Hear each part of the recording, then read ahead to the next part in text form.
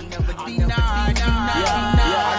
told you I would never been in the cold. I never lose my hope back against the road. The sunflower from the concrete is where I rose. It's just perspective, ain't no location, highs and lows. I can't believe a lot of truth is in my soul. Holy Spirit, hold my pen, I'm writing with a ghost. The war's on my hands, so I'm fighting on 10 toes. I ain't coming as far, fight this hard to make myself know. And I can't switch sides, no more to focus in the road. And I'm trying to eat, my plate gone, my plate goes. I keep my faith, they Yahweh, keep subscribing to.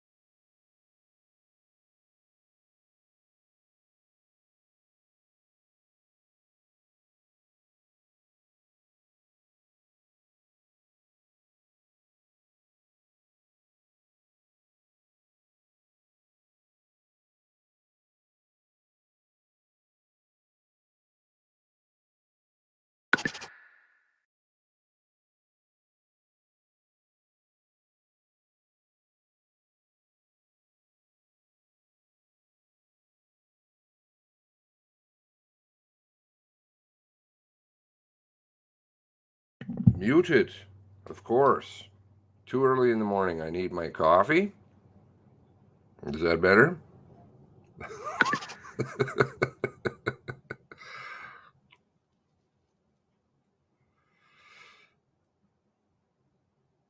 How's everybody doing this morning? No sound. No sound. Muted, of course. Okay, there we go. Too early. There we go. Can't hear me? You wish you could read lips. I think it just came through. There you go. I'll get better. I need my coffee, you know? What's going on there?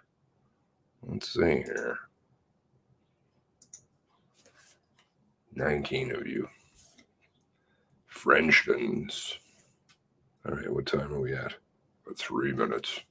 3 minutes. Get your coffee. Turning off Trump. Uh-oh. Uh-oh. Trump.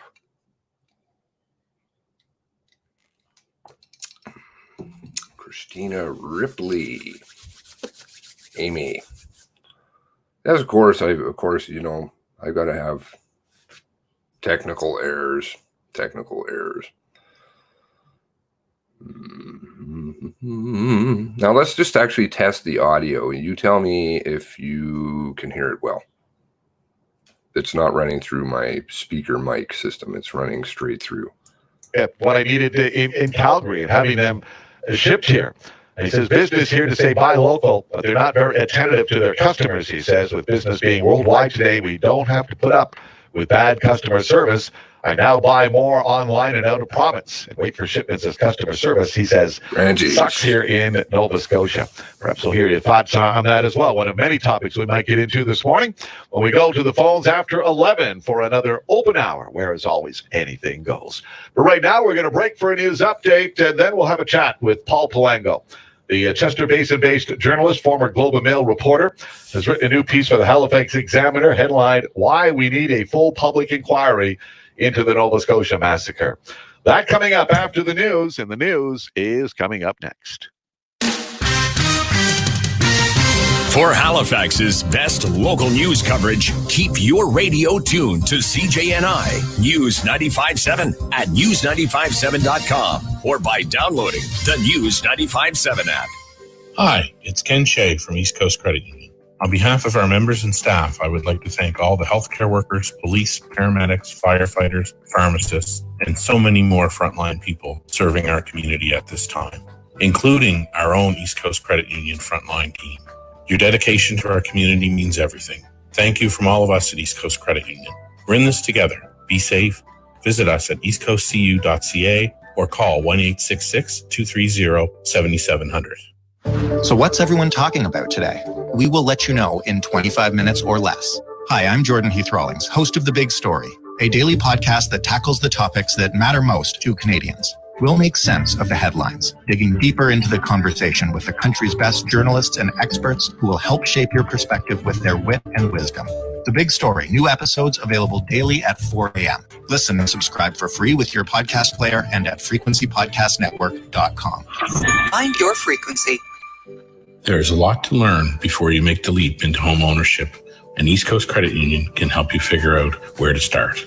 You can trust that we are going to give you sound advice tailored to your specific financial situation. This includes pre-approvals, so you will know what you can afford when searching for your new home. Whether you're a first-time home buyer or in the market for another home, East Coast Credit Union can help you own it.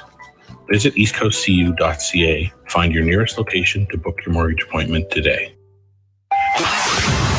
Number one for breaking news, traffic, and weather. This is News 95.7 Halifax. It's Thursday, July 16th. Good morning. I'm Shelley Summers. In downtown Halifax, mostly cloudy, 16 degrees. The News 95.7 top story. Well, Atlantic premiers indicating they're in no hurry to expand to other parts of Canada, the regional travel bubble that had been launched earlier this month. Don't you want those ads and stuff? Frontline workers and things? But he said today that no firm decision has been made on opening up the bubble. That comment coming a day after Prince Edward Island Premier Dennis King said he wasn't looking to expand the bubble anytime soon.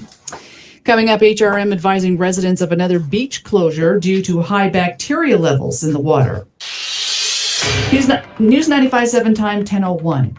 Time for Carson Exports traffic and weather together on the ones. Now with Halifax's most frequent traffic reports. Let's check in with Alistair Alders. Thank you, Shelley. Well, if you're inbound on the 102, you'll find delays after Joseph Howe Drive onto Bears Road due to construction. And we also have construction on Roby Street between on Yonge Street between Roby and Windsor. And that could cause some delays at times. If you're heading out on Gottingen, we have construction between Cogswell and Kennard. Keep that in mind. If you're heading out on Herring Cove Road at Greystone, crews are there today. We have construction on Prospect Road, and that is down near Terrence Bay Road. And on Hammonds Plains Road, we have construction between Northwood Drive and Westwood Boulevard. Stop and go in that area. Delays are being reported there in both directions. Sportsnet's Bennett and Dyche examine a sports world turned upside down. Sports on Pause. Listen and subscribe at sportsnet.ca/podcasts. And now with your latest forecast, here's weather specialist John Wilson. A mix of sun and cloud this afternoon. A pretty nice July day, really 23 degrees, several degrees cooler at the shoreline, and then 10 and partly cloudy overnight. Tomorrow, pretty much the same. A mix of sun and cloud, high of 23. I think you'll like it. Saturday, you may not like showers there at 18. We have had very poor luck on Saturdays. Sunday, cloudy and 23, but looks dry. Today's high 23. And right now in downtown Halifax, we're sitting at 15 degrees. At the airport, it's 14. News 95.7 time, 10:03. Well, HRM is advising residents of another beach closure due to high bacteria levels in the water. The city says in a release, Albro Lake Beach in Dartmouth is closed to swimming until further notice after tests indicated the bacteria levels exceed Health Canada swimming guidelines. The municipality says Albro Lake is a supervised beach, and municipal staff regularly test the water quality at all supervised beaches during the summer months. High bacteria levels can be caused by factors such as dogs or high temperatures. More information on municipal beach closures can be found at halifax.ca. Air Canada continues to push for the federal government to greenlight more air travel. News 95.7's Mike Eppel with more from the Business Centre. Air Canada says it is not proposing more flights to and from the United States right now, with border restrictions expected to be extended until at least late August. Rather, it wants to see the allowance for more flights to various countries with low COVID-19 numbers, and depending on the destination, different medical requirements. For example, pre-departure medically certified negative COVID-19 tests to enter the Caribbean, a waiver of quarantine requirements after a negative test on arrival in Iceland, Austria, and Luxembourg, but mandatory tests on arrival to South Korea and Hong Kong. And in a letter sent Wednesday to various ministers in the Trudeau government, it says it's adopting a science-based approach that would open travel to countries with low risk of infection. The company says its business situation is becoming increasingly urgent as Canada has made virtually no change to its quarantine restrictions since mid-March. At the Business Centre, I'm Mike Eppel. And it appears more Canadians are worried about catching COVID-19. There's been an uptick in the number of people worried about getting sick. A survey from the Angus Reid Institute has found 3 in 5 people across the country are worried, up 13 points from June. But despite the concern, not all Canadians are following the advice of top doctors and wearing a mask. 55% of people say most of the time they put on a mask in public, but the other 45 say they either rarely or never wear one. The research also found about 3/4 of Canadians say they would be fine with a mandatory mask wearing policy in their community. I'm Hannah May Nassar. I'm Shelley Summers, and for more news, follow us on Twitter or at halifaxtoday.ca. You're listening to The Rick Howe Show, where Halifax comes to talk. News 95.7. Now, here's Rick.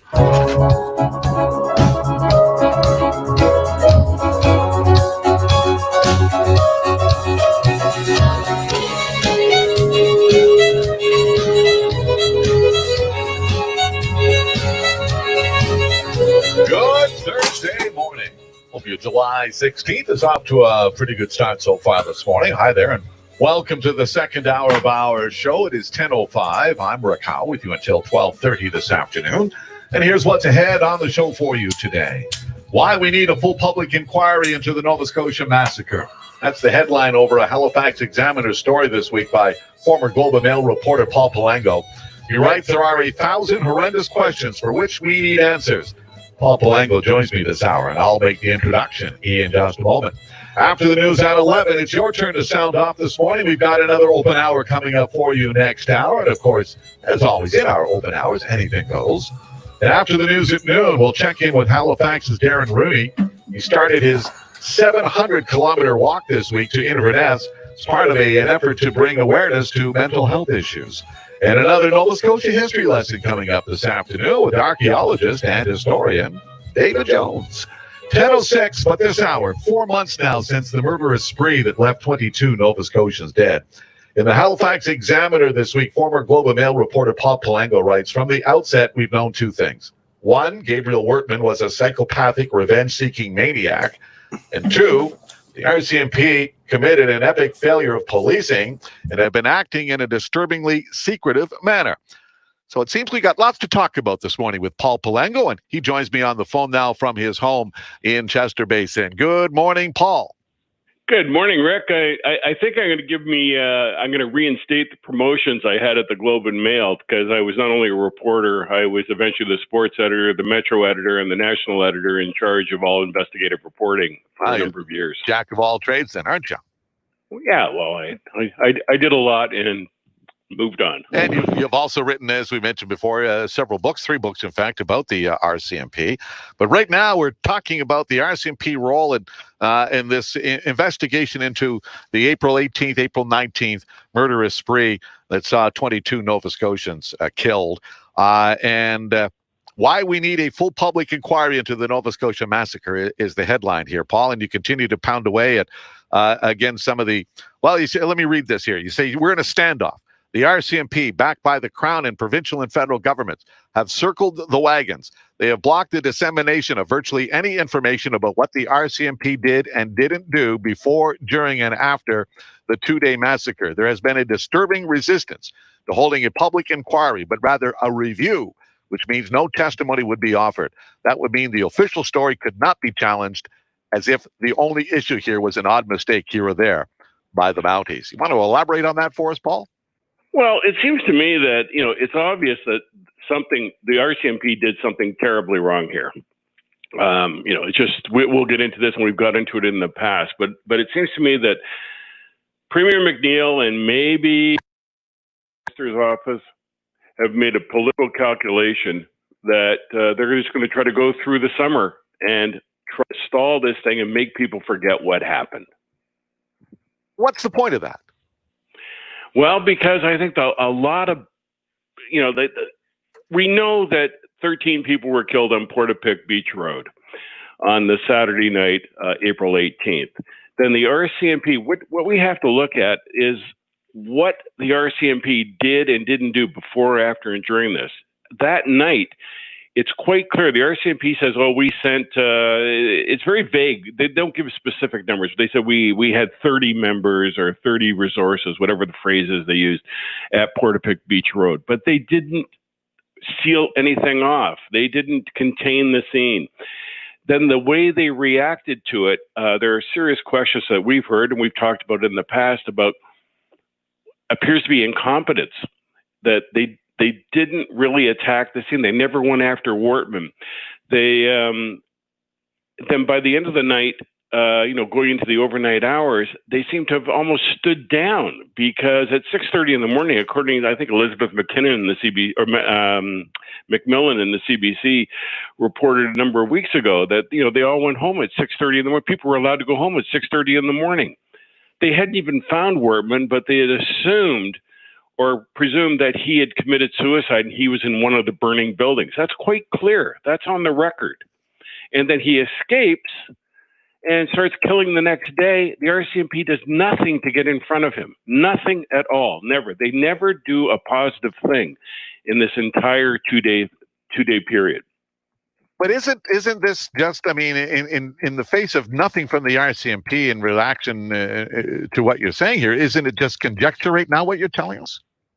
Well, that's all we're left with, isn't it, Rick? Because they're not telling us what happened. They keep trying to push on us this as I call it, the monster tail. This big bad person, Gabriel Wortman, was so diabolical. He laid out the perfect plan, and he sort of confused the mighty minds of the RCMP, and they never were able to catch up to him. Well, that's not true. I mean, this seems to have been, it's a bad, terrible thing that happened. But in any sort of standard policing, there are ways you respond to this. You call in extra help. You call people in on overtime. This kind of case would have gone right to the top of the RCMP immediately. What did those people do? We have to know what they did. I suspect it went right to the top, to Solicitor or to Mark Fury, the Justice Minister, or whatever other ministries he holds. They knew from the beginning. They had to know what was going on. Why was the response so lax? Why did they not contain the situation? That's the public policy issue here, because public safety is the issue, and they never responded, and they can't defend that. But it was a very fluid situation that night, and again, a lot of confusion, fires burning, bodies on the ground. It was perhaps a very confusing time for the officers who initially responded. Well, yeah, and you know what, Rick? They're paid not to be confused. They're paid, we pay our police to do a job where they come in and they put themselves at risk to protect the public. The number one priority of a policeman is preservation of life. That's the number one priority, preservation of life in any situation. And that means innocent bystanders, the obvious sort of victims. Their own lives are number 3 on that scale, and the suspects are number 4. There's nothing that I've seen, and nothing that the RCMP has said that they attempted to preserve one life or preserved any lives in this 2-day period. So don't tell me it's confused. They were confused. They're paid not to be confused. They're paid to have a system where they can go in any kind of system, be trained to deal with the issues and to call out enough people to deal with the issues. The province should have been shut down. They didn't do it. The only people who were confused in all this were them. But again, with fires burning, bodies on the ground, I think 13 people, if I'm not mistaken, were killed in the Portapique area. So maybe confused was perhaps not the right word to use. It just would have been the situation would have been overwhelming. Yeah, perhaps maybe you're looking for overwhelming, but again, it's not that big an area. They could have, they should have been blocking off all the roads, not allowed anything to move out of there. Wortman left that scene under their noses. So they didn't do a good job. They didn't respond properly. And even when they didn't find them, they created this fairy tale of their own where he was, and I've been told that the Amherst police were told around 1 o'clock in the morning that it was a murder-suicide and they expected to find his body somewhere in the burning ashes. Wow. The Amherst, the Dwayne Pike, the Amherst police chief, denies that this happened. He wasn't there at that time, but my sources on this insist that someone in the Amherst police was told this around midnight. And we also so talked. The RCMP had adopted their own fairy tale, and they're trying to defend this because it's so egregious what they did and didn't do that they don't want to have a public inquiry, because I think once we get into a public inquiry, we're going to find out all the things that were done right to the top, and people at the top, their heads are going to roll, and that means right up to Mark Fury, because I think they all knew what was going on and didn't react properly. Yeah, we had a chat a couple of weeks back with the mayor of Truro, Bill Mills, who informed us that Truro police would not give him much in the way of any detail as well. In fact, he was alarmed to discover later that Wortman drove his RCMP mock cruiser down Main Street in Truro with people walking along the sidewalk. He said, who knows what might have happened. Well, absolutely. I mean, what happened is the RCMP were so far behind, and I plan on doing a story in the next couple of days on exactly this issue. Or someone else could do it. I don't care, but somebody has to do it.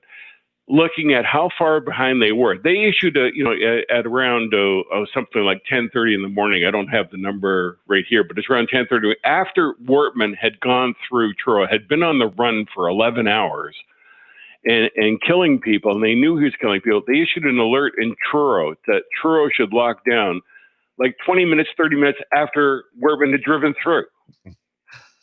That's how ridiculously behind and inept the force was. Paul Palango writes in the Halifax Examiner, the RCMP is apparently hiding something. We'll hear more from Paul in a moment. And if you've got a question for Paul here this morning, give us a call at 902-405-6000 or 1-877-801-8255. What do you think about what he is saying? And then I'm sure you must have questions again about what transpired, how the RCMP has handled this thing, why here we are now 4 months after what happened in mid-April. There's still been no decision from the federal and provincial governments on a judicial inquiry or a review. Let's hear your thoughts on this. 902-405-6000 or 1-877-801-8255. We've got an hour here with Paul Palango this morning. Give us a call. 10:16 is our time. We'll be back with more right after this. This segment of the Rick Howe Show is brought to you by Colonial Honda, your Halifax Honda dealer. Halifax is a special place, a strong, independent, creative community. Colonial Honda is proud to be part of this city, a city on the move. And if your life has got you moving, wouldn't you love to get where you're going in a new Honda? Right now, Colonial Honda is offering the best incentives of the year. You can now take home the Honda you've always wanted at a price you're going to love. Stop in or visit colonialhonda.ca. You'll soon see why Halifax is choosing Colonial Honda on Roby. SteelAuto.com. On July 18th, the Today Showstopper at TSC will be Beats Audio's incredible Power Beats 3 wireless earphones with dynamic, high-performance sound, maximum comfort, and flexible, secure-fit ear hooks. Whether you're working out or working remotely, you'll be at a whole new level with remote talk controls and up to 12 hours of Class 1 Bluetooth-enabled performance. There'll be music to your ears on July 18th when they're the Today Showstopper. Shop tsc.ca. Today's shopping choice. Halifax Harbour Bridges is investing in the continuing safety and longevity of the McDonald and McKay bridges. This summer, there will be alternating weekend closures to both bridges. To minimize disruption to the public, the work will take place on weekends when the traffic volume is lower. All contractors will follow the required protocols during the COVID-19 pandemic. For the most up-to-date information on these closures, download the Halifax Harbour Bridges app or visit hdbc.ca. Next time on the Sheldon McLeod Show. More people are finding themselves living the streets of downtown HRM since a program housing them in hotels has ended. We'll be hearing from the Street Outreach Program. Also, leveraging the Black Lives Matter protests into meaningful change. We'll talk about updating the Privacy Commissioner laws, clean washrooms, and evaluating the Organ Donation Act. And it's your calls from 2 to 3, the hour of openness. Join us for the Sheldon McLeod Show, weekdays from 12:30 to 3:30 on News 95.7. You're listening to The Rick Howe Show, where Halifax comes to talk. News 95.7. Now, here's Rick. 10:18 on this Thursday morning. Paul Palango, my guest, is the author of the latest Halifax Examiner story on the mid-April murderous spree that saw 22 Nova Scotians killed. It's headlined, "Why We Need a Full Public Inquiry into the Nova Scotia Massacre." And just before we go to the phones, and a lot of people with a lot of questions, it seems, here this morning, Paul, you write that you got a tip, an anonymous tip from an individual who you write was obviously distressed. He said that he felt compelled to let you know that the RCMP was actively trying to hide the real story. The real issue, he said, was what the police are hiding from their previous knowledge about the gunman. Make requests about Gabriel Wortman and what the police knew about him. You asked RCMP or Halifax. His response, just keep asking questions and filing access requests. Tell us more about this, Paul. Well, the suggestion from the tipster I had, who I'm not saying was a male or a female, I call him a male, is that though there's a secret relationship there of some sort that the RCMP knew, and that they're doing everything they can. You got to remember, this comes back at the beginning of May that this tip came in, and so essentially what I've been spending my time doing is trying to disprove this.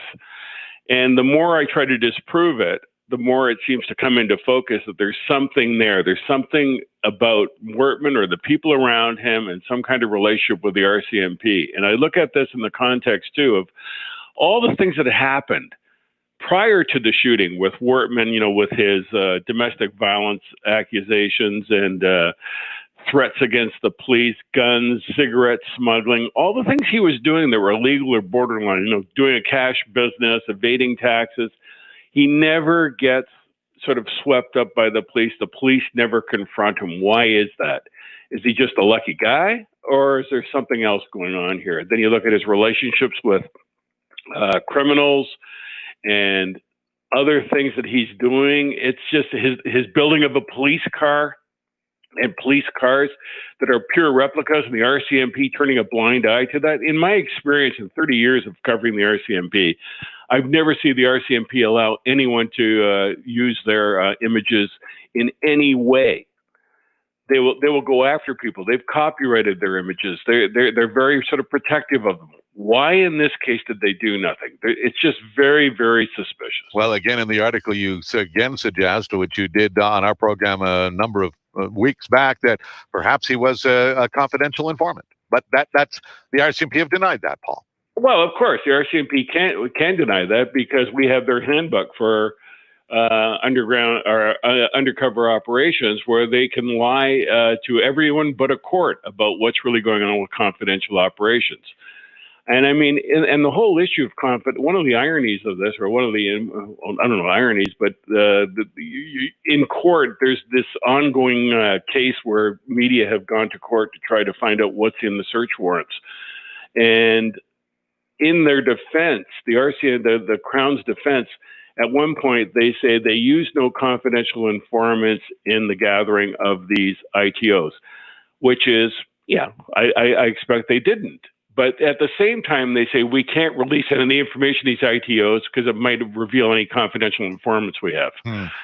So you have this sort of thing going on all the time. There's something there that they're hiding. One of the things they've redacted in the ITOs, and they're fighting to keep hidden from the public, is a word that I've been told from the inside is grenades. Why is that redacted? They've looked for, they said they're looking for explosives, ammunitions, chemicals, and one thing blacked out is grenades. Well, grenades actually lead you to the bikers, because that's what's been going on in the biker world in recent arrests, and that's what the police have been looking for. Interesting. And that would connect. That may well connect. That whole notion may connect Wortman. That single notion may connect Wortman to the bikers. Let's go to the phones, and June's got a question for us this morning. Good morning, June. Good morning, Rick. Thank you very much for taking my call. And thank you so much for having Paul on this morning, because there are so many people all over this country now that are having questions. And I just want to ask one question with regard to the shooting. Is that what is the problem with the fact that they're not talking about where Heidi was killed, the two police cars, and the military-style men that were in the back of that car shooting guns? I don't understand where that story fits in. I really don't. And one more thing, just before I'll hang up and let him answer that question, but I just want to give a shout out to Little Gray Selves, because he has been doing so much for people all across Canada and all of his followers. It is a wealth of information there. So I would advise people to go to Little Gray Selves All right. on YouTube. Thank you, June. And Paul, your response. And you did describe Heidi Stevenson's death as basically an execution. He executed her. Well, as we talked about this before, I mean, from the first day when Heidi Stevenson was killed, the first thing I said, I did a CBC interview the next day, which was sort of contentious. I got yelled at by the mayor of Lunenburg for saying it. But I said, why was Heidi Stevenson there? This is a guy who's just killed at least 18 or 19 people. And her and another Mountie, Morrison, are out there alone in their cars and obviously don't have enough information, enough weaponry about who they're dealing with, because both of them are basically, Morrison is surprised when Wortman drives up beside and shoots him. And then Stevenson is rammed because his car has a ram package on it. He rams her. Witnesses see him dragging her out of the car and shooting her while she's lying on the ground.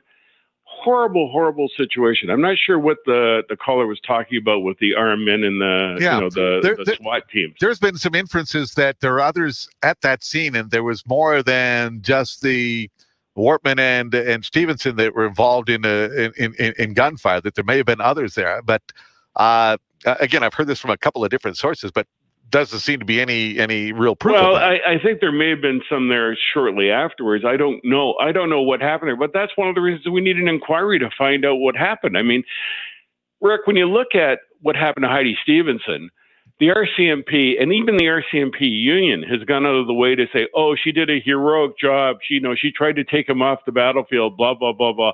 And all Mounties are trained to react this way, and we're very proud of her. But Heidi Stevenson spent 13 years in the musical ride. She was a press liaison person. She was doing traffic in Enfield. She was not equipped. I talked to people who had actually trained with her and knew her, and they said she was a fantastic person. She was a lovely person, but she's not a person you'd expect to have a killer instinct. Yeah. That she was not the kind of person you wanted beside her in a gun battle. And I'm talking to people who are trained sort of elite ERT team guys who knew her and loved her. But, that's not speaking in a pejorative way about her. It's the reality that the RCMP was not prepared for this situation. They allowed, after 13 hours, they allowed their own members to go out there alone. So that tells me there's a communications breakdown, a leadership breakdown, and the kind of things a public inquiry has to get at. Like, what happened here? Who was in charge or not in charge? What do you know about that specific incident with her yourself? I mean, what do we know outside of that she was killed after trying to? Did she try to ram his car? Did he ram hers? What do we know about this? Well, there's been various stories from the RCMP. First, they've said she rammed him. He rammed her. She engaged him, but there's no evidence that there's no evidence that we can see that she engaged him. She was in the car. There are witnesses who say he pulled her out of the car. He shot her while she was in the car. Maybe she got a shot off. I don't know how, but she was incapacitated enough and overwhelmed enough that he could take her out of the car and shoot her outside the car. That's absolutely, that tells you right there was no one else around. Yeah. 10:28 is our time right now. Paul, hope you can hang on. We've got another half hour to go. But yeah, I'm fine. I have to take a break for news updates. I'll put you on hold. We'll get back to you right after the news. Peter, you stay there. You're coming up with your question after the news. We got Pam, another Peter, and Bob on hold as well. And if you've got a question for Paul Palango this morning, give us a call. 902-405-6000 or 1-877-801-8255. We're back with more with Mr. Palango after a news update, and it is coming up next.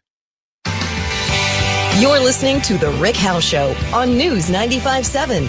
Rick will be back in a moment. As COVID-19 restrictions ease and businesses begin to open, Deep Down Cleaning Services wants you to know we have a plan to help you keep your customers and staff safe. Deep Down Cleaning Services Limited offers comprehensive disinfectant cleaning to put your mind at ease. Our fast, reliable service in disinfecting high-touch areas will ensure that as your business reopens, Deep Down Cleaning will keep the safety of your staff and customers in check. Leave the disinfecting to the professionals. Call Deep Down Cleaning Services today, 902-425-5619. These days, when we're not cleaning every nook and cranny of our homes, we're all dreaming of going somewhere incredible. But in Nova Scotia, incredible is right in your backyard.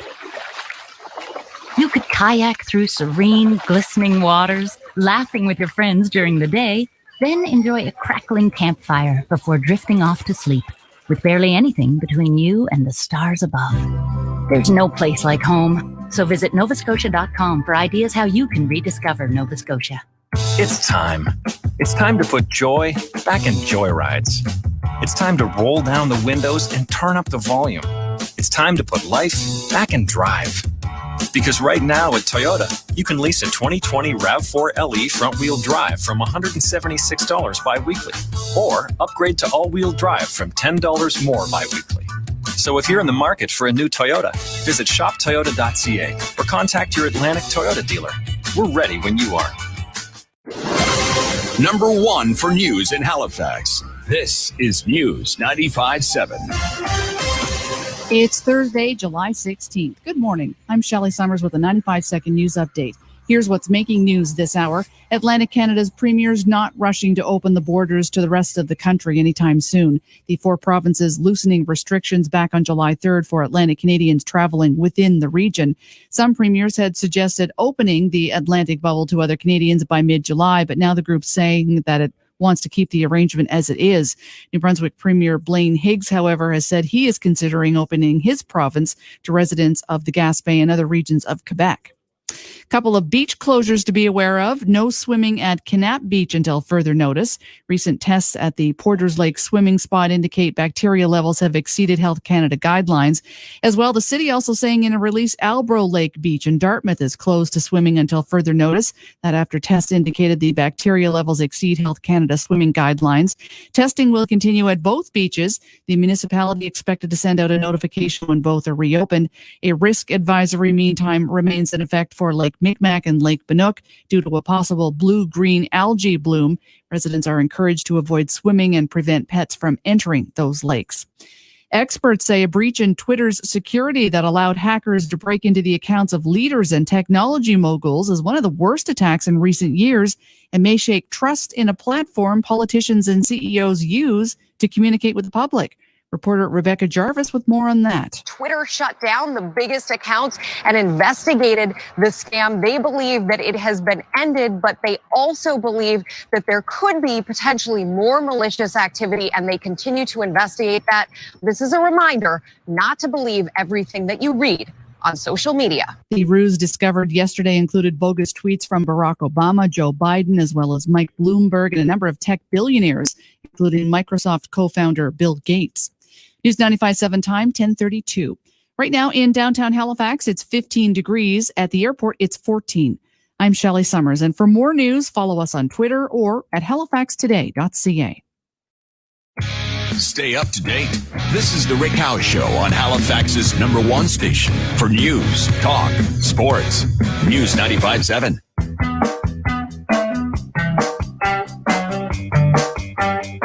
10:32 our time here on this Thursday morning. Former Globe and Mail reporter Paul Palango, my guest. He's a Chester Basin-based journalist and author. He's written a number of books about the RCMP and a number of recent articles about the massacre in mid-April that saw 22 Nova Scotians murdered, including the most recent here headline, Why We Need a Full Public Inquiry into the Nova Scotia Massacre. Thanks for hanging on here with us here this morning. Paul, let's go to the phones, and Peter's been hanging on to ask a question. Peter, good morning. Fire away, please. First off, I'd like to compliment Paul on the excellent research he's doing. And Paul, I'd like you to expound a little bit on why it's critical that Mark Fury not be involved in a decision as to whether or not this goes to a judicial inquiry, just because of how he's compromised on the issue. And second, could you maybe comment on as to why the RCMP aren't releasing the type of long arms that were found, whether or not they were involved in the shooting? And if they were any of the 1,500 that the government subsequently banned as a result of this massacre? All right, great questions, Peter. Good questions, Peter. Mark Fury, I think. No, let me answer the second one first. The question of the long arms. There's, as far as I can tell, there's no evidence that he used a long arm in this. That he had a gun with a laser sight on, a handgun with a laser sight, and as I understand it, that's what he used. The RCMP has never told us anything other than that. And this is part of the problem. We don't know what's going on, but from all the descriptions that went on, he didn't use that. And the ban on long guns was basically may well have been based on a false premise. But we understood that perhaps a military assault rifle was part of his weaponry, at least one revolver, maybe more, and a couple of long guns too. Yeah, we've been told that was in his arsenal, but from virtually every description I've seen, from witnesses and otherwise, he only used the laser-sighted handgun. Unless the RCMP can put out more evidence showing showing to the contrary, that's all I've seen. Yeah. I haven't seen any evidence of him using a long gun to shoot anyone. And what about the Minister of Justice, Mark Fury, a former RCMP officer? Is he in a conflict position right now? We've talked about this before, and I sort of, I had some dealings with Mark Fury in the past, and I thought of him as a pleasant sort of individual. But now that I've watched what he's done for the last 3 months, I think that he is a serious problem here. I think that the premier has made a political calculation that he can just ride by this and no one's going to tell him what to do. But Fury has not acted sort of in the public interest. He seems to be acting only in the interest of the RCMP to protect the force. So as journalists and individuals, we have to start looking critically at Fury. And I mean, where is the opposition in this? The opposition seems to have got a severe case of social distancing because they're not even getting involved in this matter. They seem to think that the RCMP is an untouchable thing, that we're being too negative. Well, we're not being negative. This is the public interest. And we have to look at not only at Fury's, like what he's doing and not doing, we have to start looking at his relationships with the police. He was a staff sergeant in the RCMP, sort of the highest ranking worker bee in the force. But he wasn't an officer, and now he's the guy in charge. So is he basically trying to tell the Mounties who outranked him what to do? Or are they telling him? Like, this is a serious question, because it's obvious that Fury is doing nothing, and he's trying to ride this thing out. It's unseemly. It's not the kind of thing that we should have in a sort of a supposedly democratic government, that the government, the Minister of Justice, should be looking out for the public interest under the rule of law. What he is doing, obviously, is protecting the RCMP, and I think he has to go. Peter, any follow-up? Peter? Well, my understanding is that, as Paul pointed out, is that Mark is heavily invested with his old buddies over at the RCMP. And human nature being what it is my understanding is that the truth comes out in this whole matter, heads are going to roll from the top, I'm talking about from Brenda Lucky on down. And so there would be behind the scenes, I'm just trying to think of actually how to phrase it, there would be heavy incentive for him to try to protect the RCMP. And the reality of it is he needs to recuse himself from anything to do with this particular case. Appreciate the call. Thanks, Peter. Paul, any comment? Well, I think Peter is right. I mean, Fury should be, you have to understand that, when I'm saying what I'm saying, what people like Peter and others are saying, it's seen to be as a negative story. You're being negative about the RCMP. I'm not being negative about the RCMP. I'm being negative about, I'm being critical of what happened on those days and how they performed. But I mean, from Fury's point of view and from Premier McNeil's point of view and the Prime Minister's point of view, the positive story here, the positive approach to this story is this. The RCMP, by its own report, say it's unsustainable. Contract policing is unsustainable. That this event should be examined with the view that the RCMP inevitably is not going to be doing contract policing in Nova Scotia in the near future, the very near future, because they do not have the manpower or the capability to do it. Their whole system is broken. So we're going to transition in the near future to a more provincial police force or large regional police forces. That's inevitable.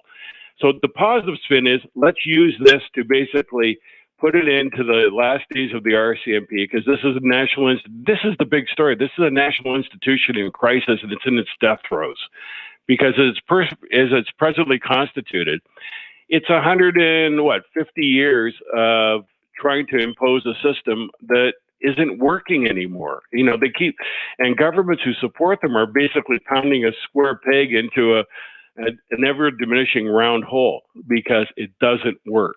Something has to be done. So the positive story for the government is to take charge and let's transition into the next phase of policing in this province, because the public needs it. The timing is right because of all the other issues going on around the world. And let's move forward, because it just has to be done. Pam is on the line. She's got a question for us this morning. Good morning, Pam. Oh, hi, Rick. How are you? I'm well, thank you. You have a question for Paul here this morning. Yes. Hi, Paul. Hi, I definitely agree with you that we need a public inquiry. There's too many unanswered questions. And this isn't going to go away. There's going to be books made on it and everything. But I wanted to ask you, do you know of any lawsuits pending right now on this? Outside of the class action lawsuit that's been filed by some of the family members of the victims. Yes, and that's what I mean. The families are being represented by Robert Pinio in a separate lawsuit. Okay. Yep. Oh, okay. So, do you feel that the government is waiting on this so it won't have to spend the money? And I guess the broad question, you maybe have answered it, is that honestly, why do you not think that the government wants a public inquiry? Is it money, or I don't know, but if you can answer that, that'd be great. That's Thank a great you. question. I appreciate that, Pam. Thanks. Well, I think money is a big issue in these hard times with COVID-19 and the lockdown, and I think Premier McNeil is sort of cognizant of that. But the other issue is, I think that everything I see tells me that it's what the RCMP did and didn't do is horrific. I mean, if you look at it objectively, there's not one positive thing they did. There's not one life they saved. They didn't even track down the killer. He accidentally ran into another Mountie at a gas station. So the decisions were made right to the top of this force that are absolutely stunning in their incompetence. And that's the issue they're hiding, because I think it would be so sort of detrimental to the force, so horrifying that this is what our police force did, that the government's trying to cover it up. And I think that's wrong. I think in our society, there has to be accountability. You know, Mark Fury has to be held accountable for what happened. The RCMP commanders have to be held accountable. Did they just sleep in and say, oh, we're not calling anyone in on overtime and it's going to go away? Yeah, he committed suicide. That's pretty well what it looks like. And that's wrong. That has to be exact. We can't allow that to happen. Rob emails a question saying the first person shot told police that he was shot by Gabriel Wortman, who was in a police car. The witness said Wortman left through the field. How then, wonders Rob, did they say they didn't know until the morning when his girlfriend came out that it was then they knew or first was aware of the situation? He also wonders, it was mentioned an Amherst officer was heading back to Amherst around 6:30 that Sunday morning after he was told he was no longer needed. The officer mentioned while he drove on Highway 4 in Wentworth that he saw a police cruiser heading in the opposite direction, wondering why that cruiser was going the wrong way. As Rob points out, so many unanswered questions. Can you respond to those two questions? Well, Rob, that's a really good question, because the whole shooting on Portapique Beach Road that night of I think his name was Mr. McDonald. He tells him it's Gabriel Wortman in a police car.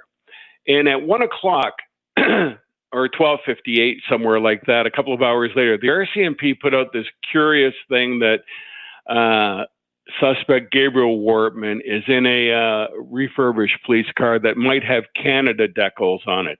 So right away, to me, that suggests there's a cover-up has begun. That they knew it was an RCMP car, but they didn't say it was an RCMP car. They didn't put out a roadblock. They instead put out a be on the lookout for. Hey, if you happen to see this guy who's just killed 13 people, can you give us a call? That's basically what they're saying. You know, don't go near him. He might be dangerous. Why was, that's the reason we need a public inquiry. This looks like a cover-up from the beginning that they were doing something. And I've been pounding away at this for a while. As for the girlfriend, Lisa Banfield, she came out of the woods at 6:30 in the morning, according to the official story.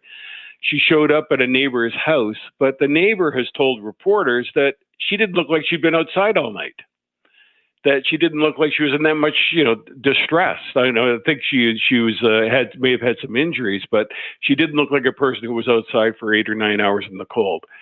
So what's going on? There are other questions, like about the telephones. They say Lisa Banfield's phone was smashed by Wortman. They're saying Wortman had no phone.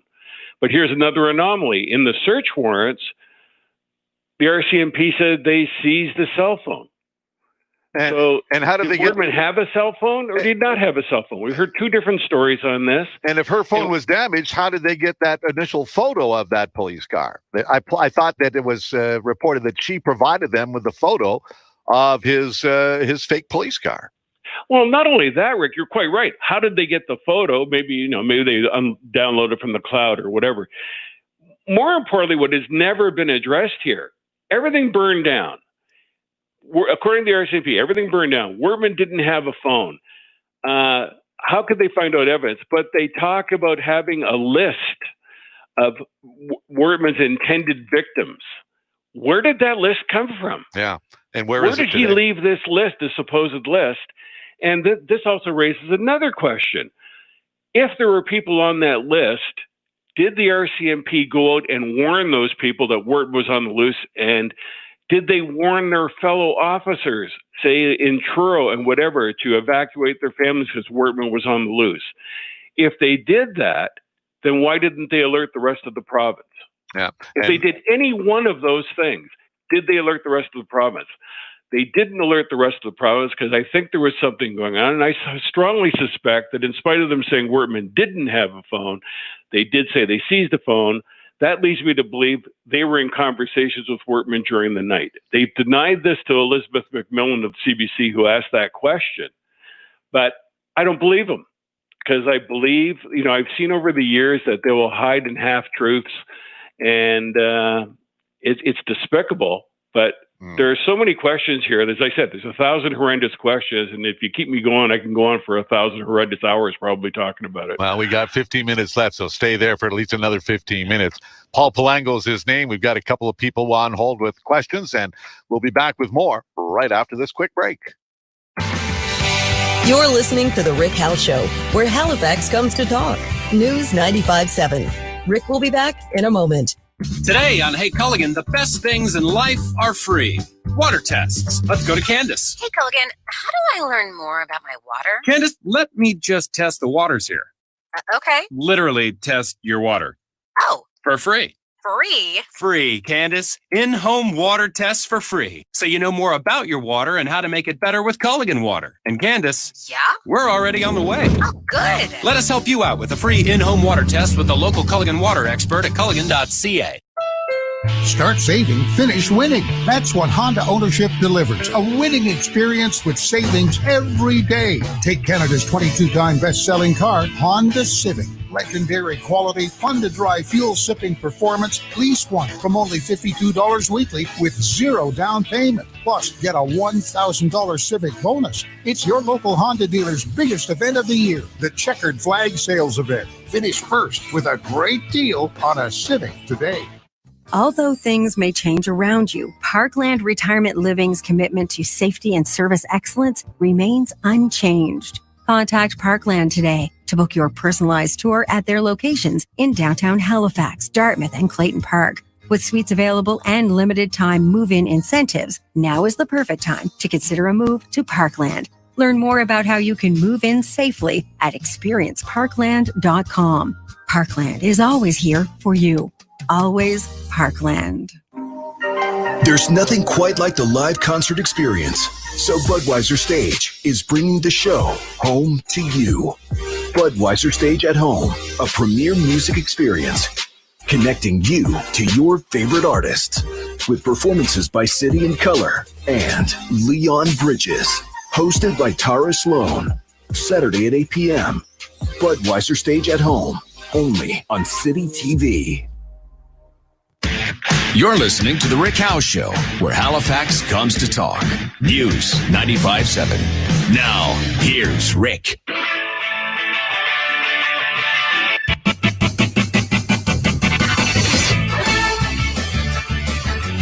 10:48 here on a Thursday morning. Paul Palango, my guest. We're talking about the need for a full public inquiry into the Nova Scotia massacre in mid-April that saw 22 people killed. And another Peter's given us a call here this morning. Good morning, Peter. Good morning, Rick. Good morning, Paul. You have a question for us. Yes, just wanted to mention this is riveting stuff. We appreciate the service. And Paul, I wanted to be specific about your upcoming article you alluded to about the lack of fortitude to create an inquiry. And just as the previous Peter mentioned Mark Fury and a potential bias, when I look at the Premier, now I realize he comes from a very large family, I believe 17 siblings. I think there are 5 or 6 of his immediate family, his siblings, who are in law enforcement, RCMP and police. I believe 3 or 4 HRP, and I believe 2 or 3 in the RCMP. And I can't help but think somehow, some way, that's going to have an impact on his reticence to have an inquiry. Here, Paul, your thoughts on Peter's comments? Oh, I absolutely agree that Mr. McNeil and Mr. Fury, like Mr. McNeil is riding high because the opposition is basically invisible, as I said, anti-social distancing or whatever. The problem is that Mr. McNeil and Mr. Fury have to recognize that they're elected by the people. They're not they're not there to protect the police. They're there to make the police follow the rule of law.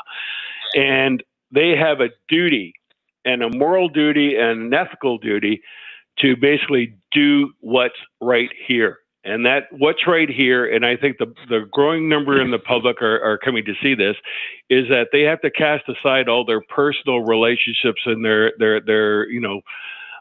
biases and basically do the right thing. And yeah, this may not cause Mr. McNeil to lose an election now, but as things come out, and they will come out, it's going to be very embarrassing for him.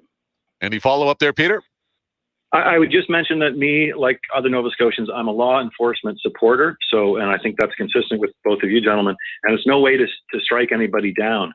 But the questions that you're both raising, and you have been since the beginning, are truly a public service, and I thank you for that. Well, we appreciate the compliment. Thanks very much. Craig emails to say, on the way back from New Brunswick last week, my 13-year-old son asked if we could drive the route the gunman took from Wentworth. So I said, sure. We started at Hunter Road and followed it as far as Stewiacke. And the whole time my son said, how did he drive so far and not get found? They find me in no time in my little town. How did he do it? He and I, writes Craig, were a little dumbfounded, and it shows the complacency, he says. Any comment there, Paul? Well, it gets down to what I'm saying. That, from the beginning, I've had senior RCMP people, former senior people up to the executive level say, who is in charge? It sounds like, this should have been escalated from the beginning, and likely was escalated from the beginning right to the top of the force. This is a serious event. Multiple crime scenes, multiple deaths. It went right to the top of the force on a Saturday night. It looks to me like no one extra was called in. They have a detachment in Bible Hill, another one in South Cumberland, near Parsboro. They may have used those officers, a few others. They didn't call in Truro. They didn't call in Amherst. They didn't set up roadblocks. They didn't set up perimeters. To me, it looks like a decision was made at the top to basically do this on the minimal, as I've written before, risk it out. It'll probably go away. He'll probably commit suicide and or there's some other plan going on, because it looks to me like, as I said, if he was a confidential informant, then they had a whole other set of problems. And then that brings in, what was New Brunswick doing here? And I've talked about this before, and nobody's really got into this. A lot of police were called from New Brunswick. What was going on? Why was that happening? What was Ottawa's role in this? Because things would have been escalated up the line to Ottawa. What was, right up to the commissioner's office, I suspect. What were they doing? Why did things happen the way they happened, or didn't happen the way they didn't happen? Interesting. Yes, indeed. Alexander's got a question this morning. Good morning. Good morning, gentlemen. How are you? We're well, thanks very much. You have a question for Paul? I had 2 quick questions. First, thanks, Paul, for all the work you're doing on this. my two questions. I thought since the Columbine massacre, police were trained to, rather than do a perimeter, were trained to engage with shooters right away to try to limit their damage. And my other question was the two police officers who shot up the fire hall. Is that investigation ongoing, and will we at least be able to see that down the road? Yeah, I appreciate that, Alexander. Thanks very much. That's the CERT investigation looking at that shoot up at a fire hall. And I believe it was somewhere on the road between around Stewiacke to Enfield, in that area somewhere. I can't recall the name of the community. I believe Belmont. Yeah, right. And I believe the two officers mistook another officer as perhaps being the gunman and began shooting right away. CERT's investigating that. I would expect CERT has a requirement to produce a report on its investigations within 3 months, and so it's now 4 months. So that report perhaps a little overdue right now. Well, that it's God knows what happened there. I mean, that's absolutely bizarre. But you're quite right about the tactical training in the story with the CBC, because I keep referring to this story because the Mounties have only talked in recent months to a Vancouver-based reporter for the Toronto Star and Elizabeth McMillan from the CBC. And in one of her stories, they talk about, we responded to Portapique, and we used our tactical training to deal with the issue. Well, there's no evidence that anything like that happened during the time that was crucial in the first few minutes.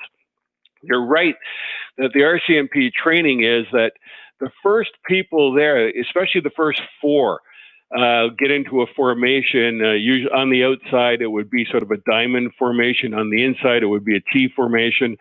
And in the diamond formation, they go out and they try to preserve life. As I've said before, that's what they try to do. But what happened at Portapique, I've heard from two credible sources, police sources now, that the first corporal froze, and then another one said that the corporal, she ran into the woods and turned off her flashlight because they were scared. I mean, yikes. Who knows? Yeah. But maybe that, it's basically, that's the kind of stories going around, that the RCMP just had a catastrophic failure in doing its job at every level.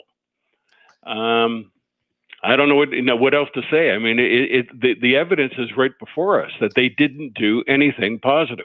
Yeah, well, as you write in this piece in the Halifax Examiner, you wrap things up by saying the only way we may ever know what really happened is to wear everything out in a public inquiry where witnesses will be compelled under oath to produce documents and tell us what really happened.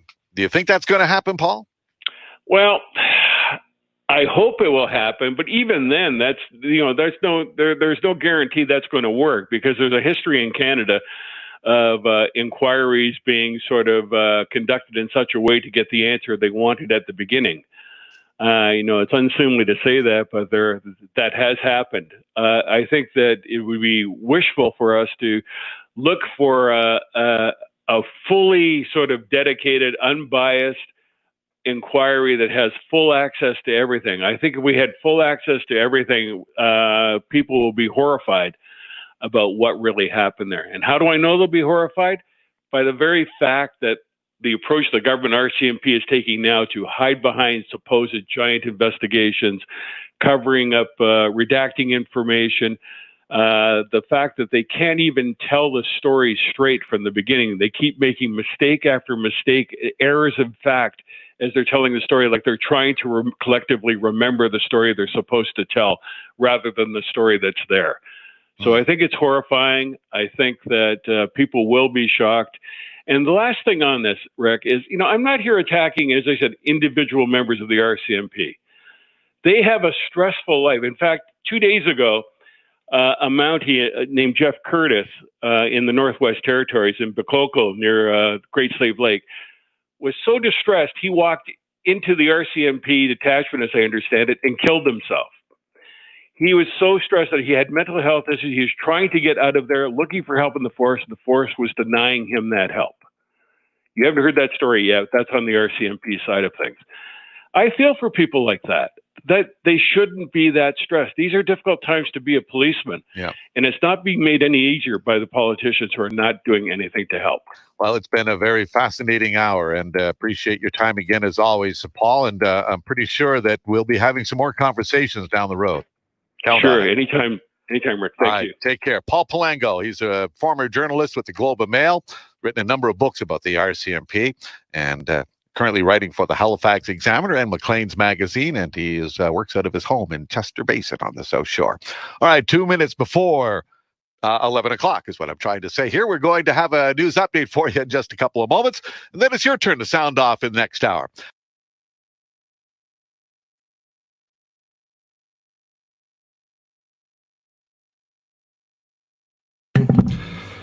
Okay. Interesting. Very interesting. Let's hear some of your guys' thoughts.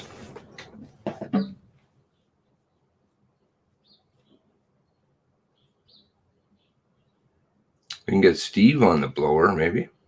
Steve? You interested in joining? I know you've got kids, but you can talk on the phone. That was a great interview. Yeah, he dropped some kind of bombs in there, and I'm glad he's keeping up the pressure. It's really, really great to have, you know, kind of mainstream stuff going on. Not 100% sure on, but he's not 100% sure on what's going on either. So, but lots of good points. Thank you for that article. I'll link that again. That's very interesting. Aftermath. Sorry about that. Steve? Hello. Hello. So what do you think? Well, first off, I want to say thank you to everyone who's listening and helping, because you're right. I think a lot of this comes back to a lot of the stuff that all of us are doing in the background, and obviously Paul himself. But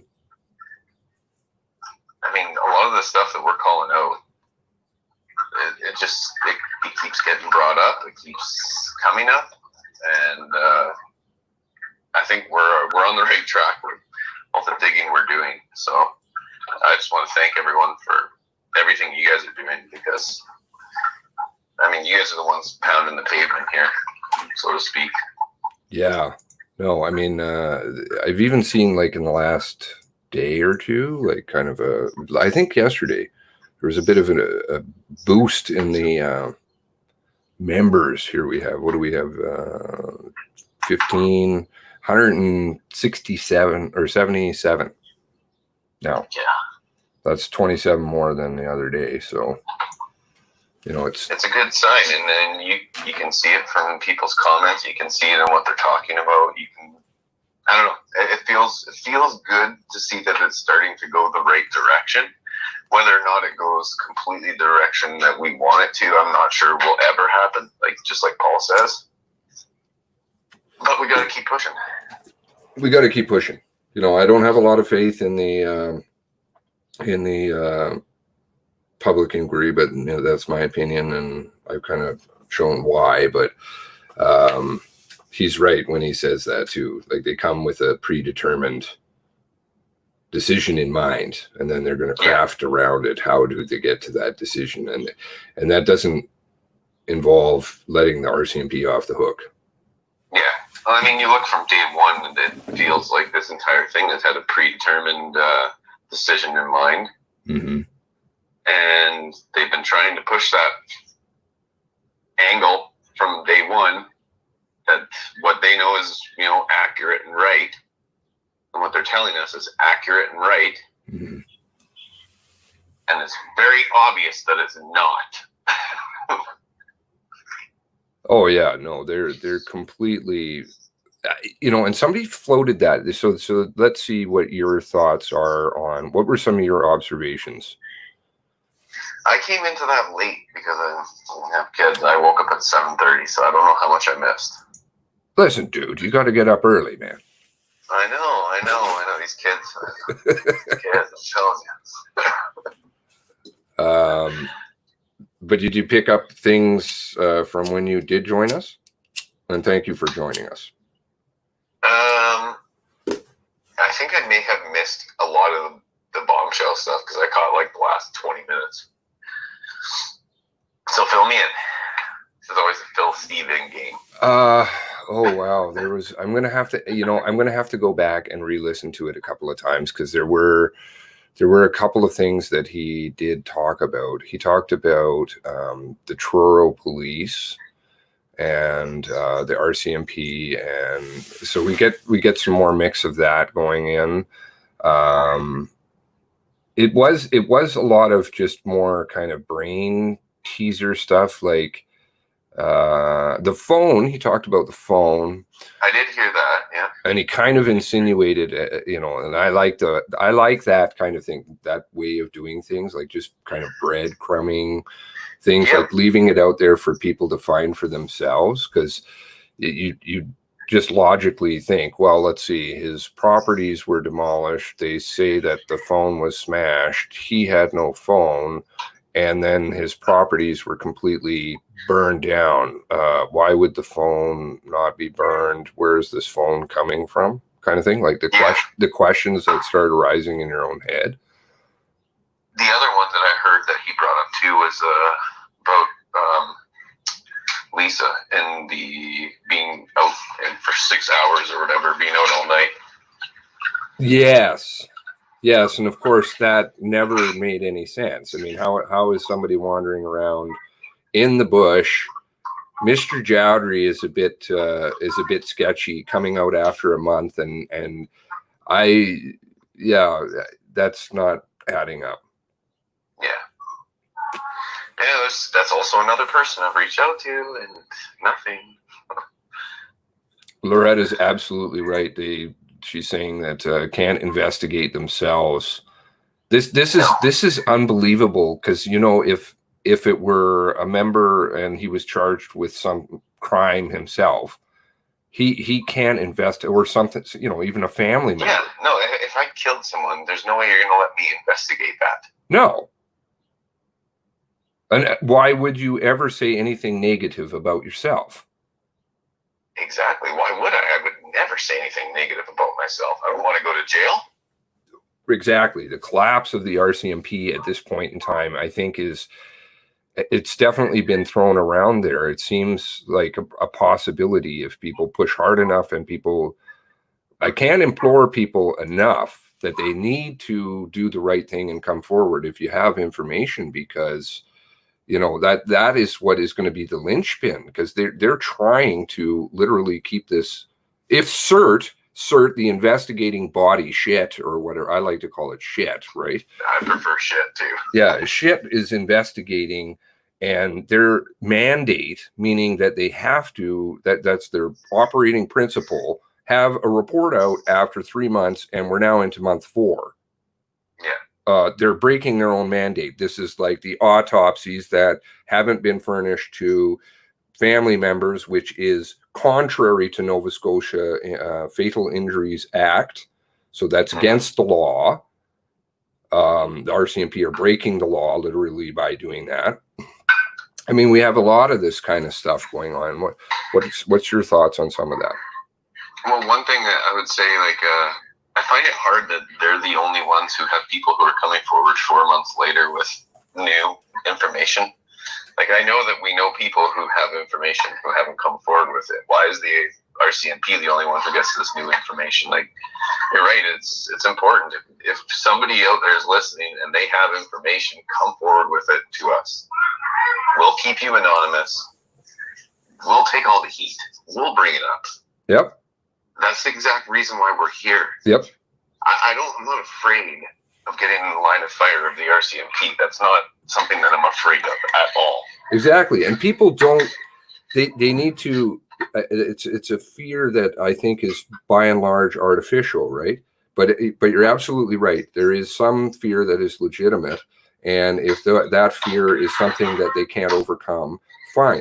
Absolutely, pass it on to somebody else who can pick it up, and that would be over here in this realm where it can get dealt with. Because if you turn it into the RCMP, guaranteed that's deleted. Yeah, it won't see the light of day, and if it does, it's going to be redacted to the point where it's useful to them and only them. On the fear component, I was going to talk about that a little bit. What would happen to a person if the RCMP started harassing them? If they said, you know what, you're kind of giving me a hard time. I'm going to pick up the phone and I'm going to phone Paul Palango. I'm going to let Little Gray Cells and Steve and all those people know. I'm going to let all the Facebook pages know.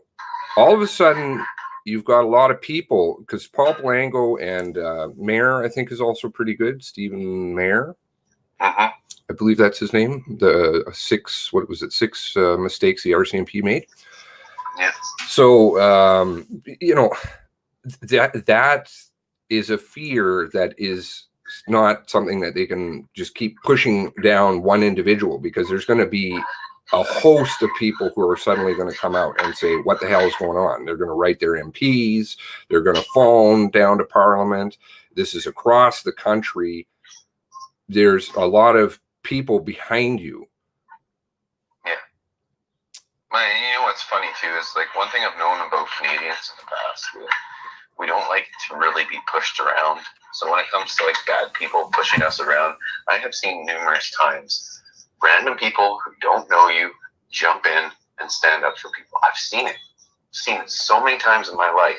It's a Canadian trait that we have, and we like to stand up for the little guys, and we always do that. Yep. But when it comes to the police, we're afraid. Who are these guys? Like, why would we be afraid of the people that we pay to be there to protect us when we're in our most vulnerable? No, those are the people we need to call out first and foremost. Let those threats come.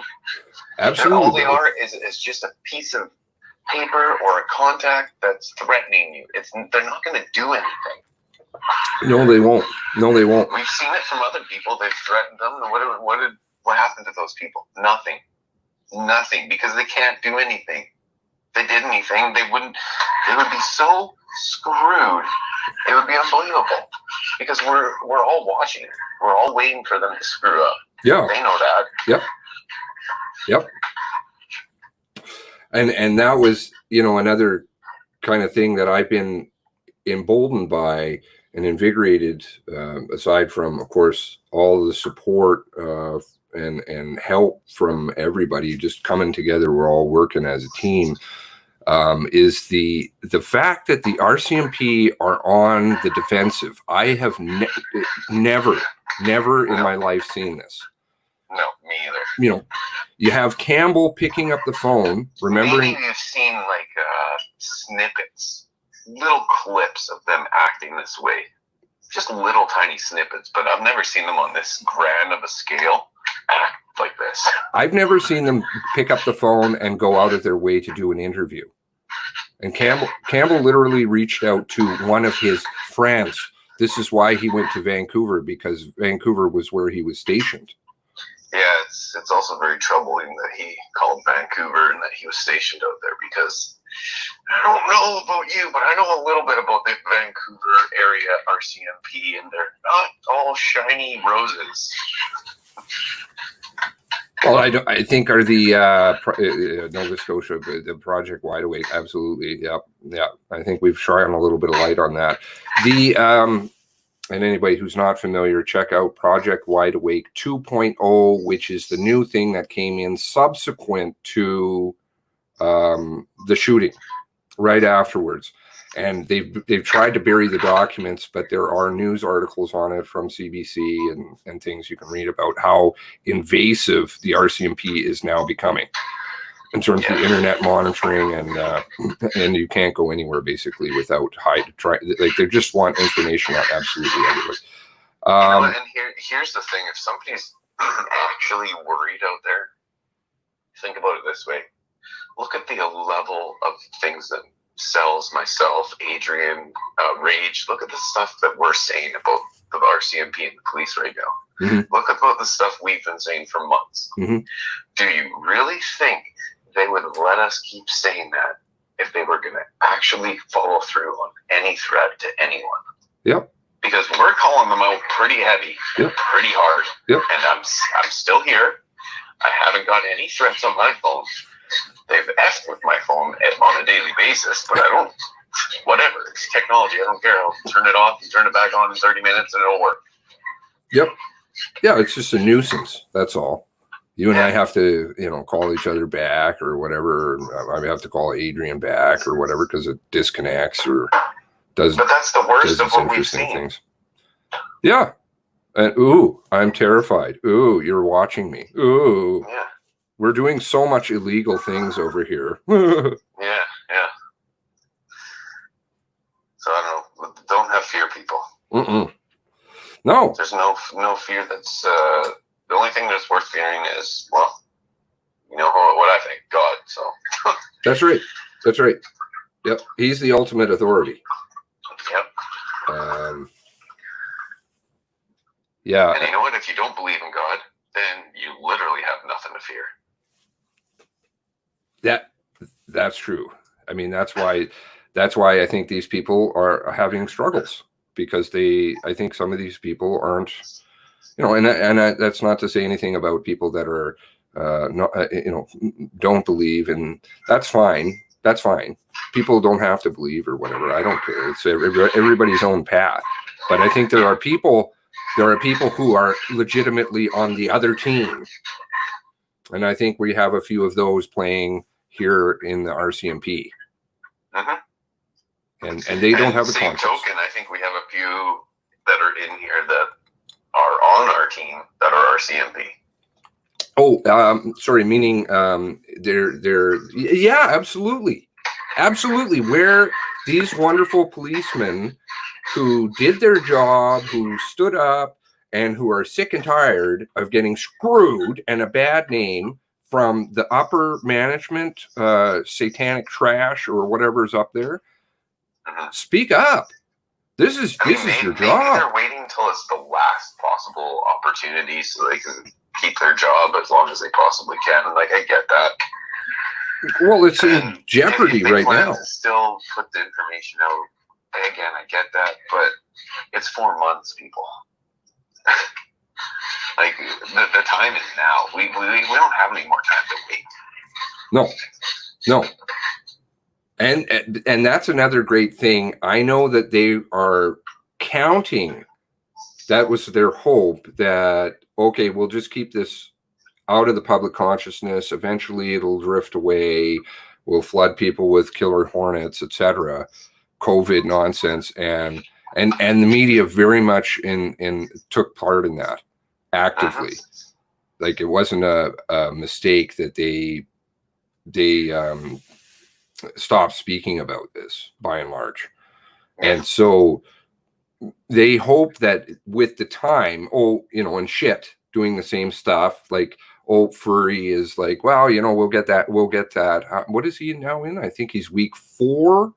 He said he would promise that he'd have the announcement of the public inquiry or something of like. And that was the out that he was using, because if he does the public inquiry, I think they are compelled to tell the truth, possibly. Is that your understanding? I think so. I think once they're in court, I think there's only maybe 1 or 2 people who'd actually still be able to lie in court. I don't think we would even see those interviews. Did you? Somebody plugged the channel again at the beginning, and Paul Palango heard it. So I suspect maybe he might come over and watch again. He definitely knows about us. So yeah. Well, I don't know. From my opinion, Paul seems like a really good guy. He does. Trying to do his best, and I think he's sketchy of people too. Yeah. Rightfully so. Yeah. But he understands the system. I mean, this man has written, 3 or 4 books on the RCMP, former editor of the Globe and Mail. He's not a small-time player. And tons of contacts within the RCMP. I hope that this movement, I can see it conceptually in my head folding together. It's like all those Facebook pages and us over here and other YouTube channels, and you obviously, well, when I say us, I'm meaning us as in the 4, 5 YouTubers, because now I've got down below I have Oh Dear's channel also linked. So this team of YouTubers and other teams of YouTubers who have spoken about things, the Facebook people, the Paul Palangos, the Stephen Mayers, all kind of grouping together, kind of putting egos aside and saying, listen, what is the greater good here? Which is the truth. Have you noticed that some of Paul Palango's information has started to change over the last month or two, and it seems like maybe some of his RCMP informants maybe they're in our Discord listening, and they're not contacting us, but they're just reaching out to him. I don't know, but whatever it is, like I do hope that it comes together more, because we need to work together as a team. This business, that's what they count on, is the Balkanization. I always put that in the bottom. Don't fall prey to it, because then when we're little individuals, we can't do anything. But as a team, we have a lot of power. Yeah. And many thanks to you and Adrian and Kage. Don't thank me. Like I always say, thank everybody who's listening and watching, because and everybody. Yeah, I didn't get to that. You cut me off, man.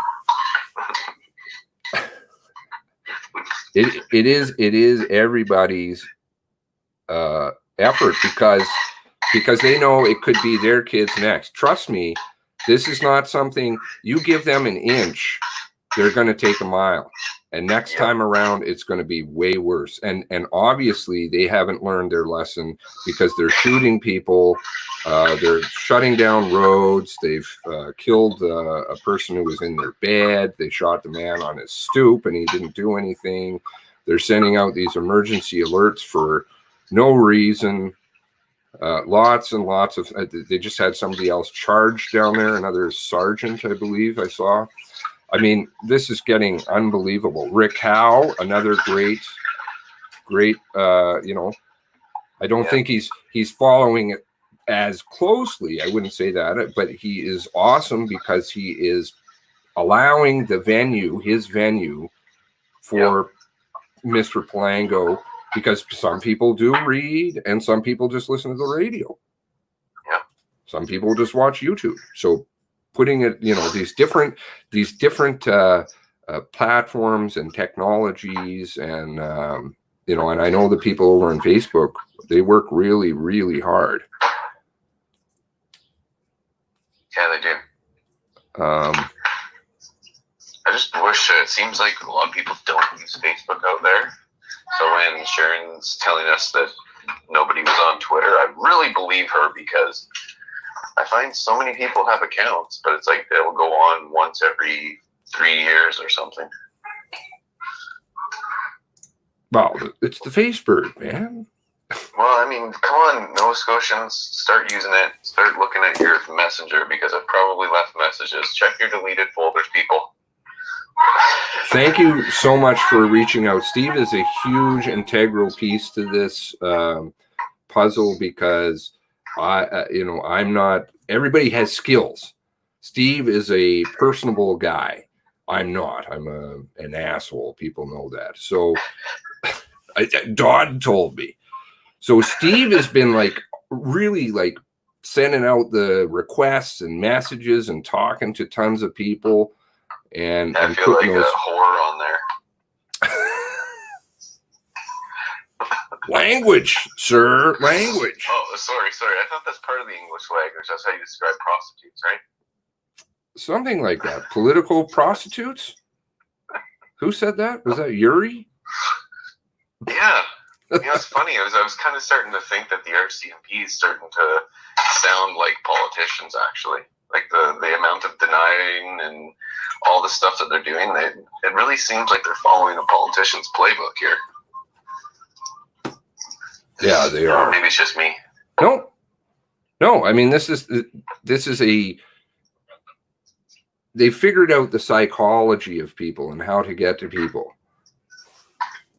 on this kind of stuff, like build a fear, traumatize people constantly, make people feel like something's going to happen to them when in reality it can't. I mean, we're talking about the law working as the law against citizens using the law. Yeah. Or the cover. So the law was supposed to work for you, not against you. Right. And that will be corrected. I was really, did you catch that about that there seemed to be another civil suit brewing on the side against the RCMP? No, I missed that part. I'm going to have to go back and re-listen to a lot of it because I was just typing and my brain doesn't work very well. I have the same problem. I only work on, I can only do one thing at a time. Like I can't watch the TV and read. Like who could do that? My wife can. It's a woman thing, I think. Well, that's what They're they say. Great at multitasking. I can't even multitask, like hardly drive and listen to music. Like it's pretty crazy. Yeah. But that civil suit, the more I've been thinking about that, you know, the civil suit has been something we've been saying since the beginning, but severing it into separate suits might actually be very wise because then you have different justices overseeing it. They can not get to, I don't think, all judges or whatever. No. They might try and lump it all into one civil suit, but I don't think they'll be able to, can they? I don't. Well, I don't think so. I think, I think if we have separate suits going against the RCMP, you know, usually the class action is a good thing because it works as a team and there's a lot of effort and a lot of, it has a lot more power. But if you have smaller civil suits, and given the fact that there are 22 victims here, and 3 different tiers of people, so that's people that are injured, that is also people whose property has been damaged or has been damaged. I mean, I think, funnily enough, people would have a case to say that they've been psychologically traumatized here. Many people down in Nova Scotia. And oh, for sure, get in on the suit. I mean, that would be worth. 100%. I would say almost anyone who lives in Nova Scotia right now. I mean, there was 400 witnesses. They're saying that's 400 people that saw something that 600 psychologically could have affected them. 650 we're up to. There you go. That's insane. 650. I think you're also then we have to include more than that because we're talking about people, ERT members, sure, police, other police members, but you also have to include, they're going to be included in that, I would assume, but paramedics, you know, doctors, people that have seen things, people who saw things before that haven't come out of the woodwork. I mean, if Mr. Jowdery is going to come out all of a sudden out of the, like, these people are coming out of the woodwork, some of these people. And I'm not understanding why they're counting on this system of the RCMP, which clearly hasn't, I mean, there's so many great questions people ask. I saw one yesterday in Facebook.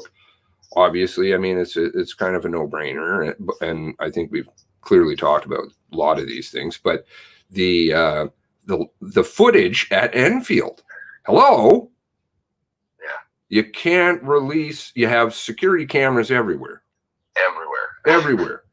There's the pole on the 102 there just before Enfield, which has like how many cameras? I think it has 9. Or... There's a few. Yeah, I was gonna say 6 or 8 or something, but oh, it's crazy. Yeah. Crazy how many cameras it has. Now, I'm just looking here. There's, of course, lots of good things in here, which is leads me to that other thing. Lisa Banfield was dropped her claim on the Wortman estate. That was, I think that's might be what you're referring to there. Just now, you and I, and we've discussed that for a long time, but I think it's going to be, we're going to try and get it together maybe this weekend, maybe. Yes. The Zoom. Possibly Friday. Because I think that would be fantastic to have everybody having their, I'm very good with audio, so have everybody having their say, and then I can hear it, other people can hear it, and we can kind of bounce some ideas off people. So as a Zoom type town hall. I gotta go wake my wife up, but before I do, maybe you guys can discuss this in the chat. Like we were thinking, give people 5-minute windows. Who wants to come in and talk? They can talk for 5 minutes on whatever they want. And we have Cells, myself, and Adrian, and whoever else from YouTube who wants to come in to be respondent to those 5-minute statements. And then we could just go through that and line up a bunch of people who want to bring up the topic and talk about it, and then we can discuss it. Okay, so I'm gonna, maybe what I'll do is I'll add, I don't know how to best organize this. I'll add a channel. Does he think this is a good idea? Add a channel for Zoom meeting? Yeah, and then people can put their names in there and say what they want to talk about. Sure. So I'll create that. So there's a Zoom channel. Again, everybody who is not part of our group, please feel free. We need as many as we can get all these good ideas. You know, keep those Smurf RCMP people. Yeah, and you know what? Even if they don't do Discord, they can still get in on the Zoom. So message one of us, message Cells, message myself, and let us know that you want a slot, and we'll put you in. Great, great. So all the contact information is down below and links to subscribe to Steve's channel, to Adrian's channel, and to Kage's channel, as well as Oh Dear now on there. Please see those below. There's contact information for those guys, also for the Twitter and stuff like that, the Tweety Twatters or whatever you're doing. The RCMP alert system. It's the best. That's where you're going to use it, man. You're going to see the cats. I'll see you guys in the chat. I got to go wake up my wife, but thanks for having me on. Thanks ever so much for joining us, Steve. I really thanks appreciate it. Thanks everybody for what you guys are doing. Thank you. Have a super day, okay? We'll see you in there. We'll talk later. Bye. Bye. Okay, so that was great. Have Steve. He's working really hard.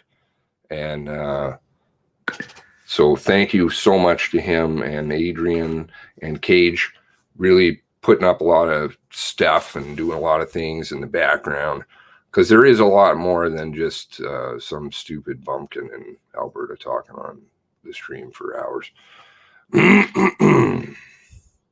And I did have Dawn point out to me that he was quite nice about it, because Dawn is a nice guy, Dawn the denturist, right?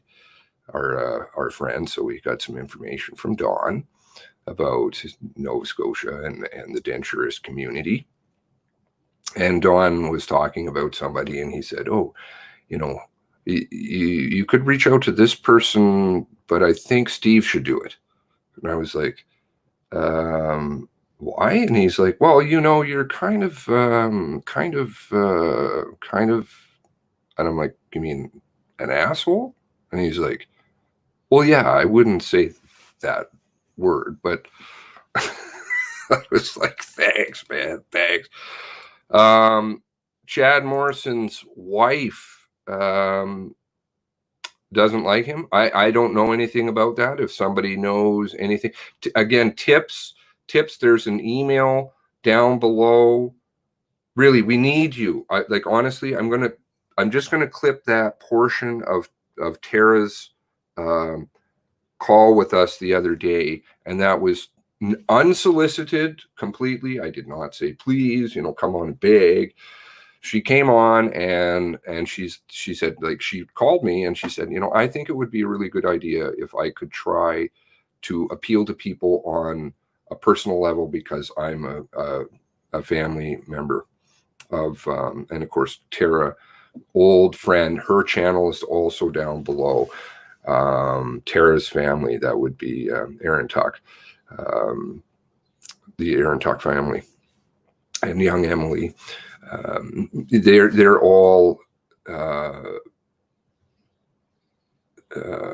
so that's 3 people, and that was a significant chunk, I can tell you, from a personal level. As a friend of hers, I know how big a chunk that is of her family. So, and she said, please come forward, please do the right thing. You know in your conscience it's the right thing to do, and we all do, right? So this is why we're all working up. Now let's get to some more of your comments. Just a puppy info. So I do have the channel now set up. Please put your name in there, or as Steve said, reach out and contact us. So there's the Zoom meeting here. Nobody signed up yet. Just all you have to do is write I'm in or something like that. We'll try and get it. I think tentatively the plan is for tomorrow night, and I understand that's kind of short notice. I'm waiting to hear back from Adrian, and at least we can try it, right?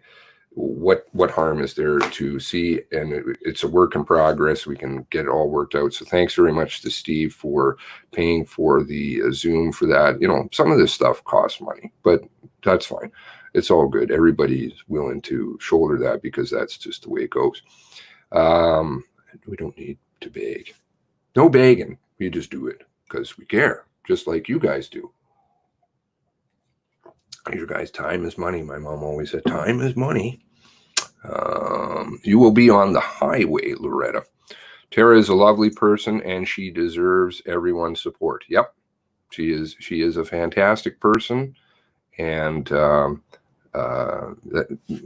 was the initial start to all of this, which has really grown. Really great to see. Let's see here. We'll get just a few more comments here. Todd always with the trolling. Todd, I love his comments. He's so funny.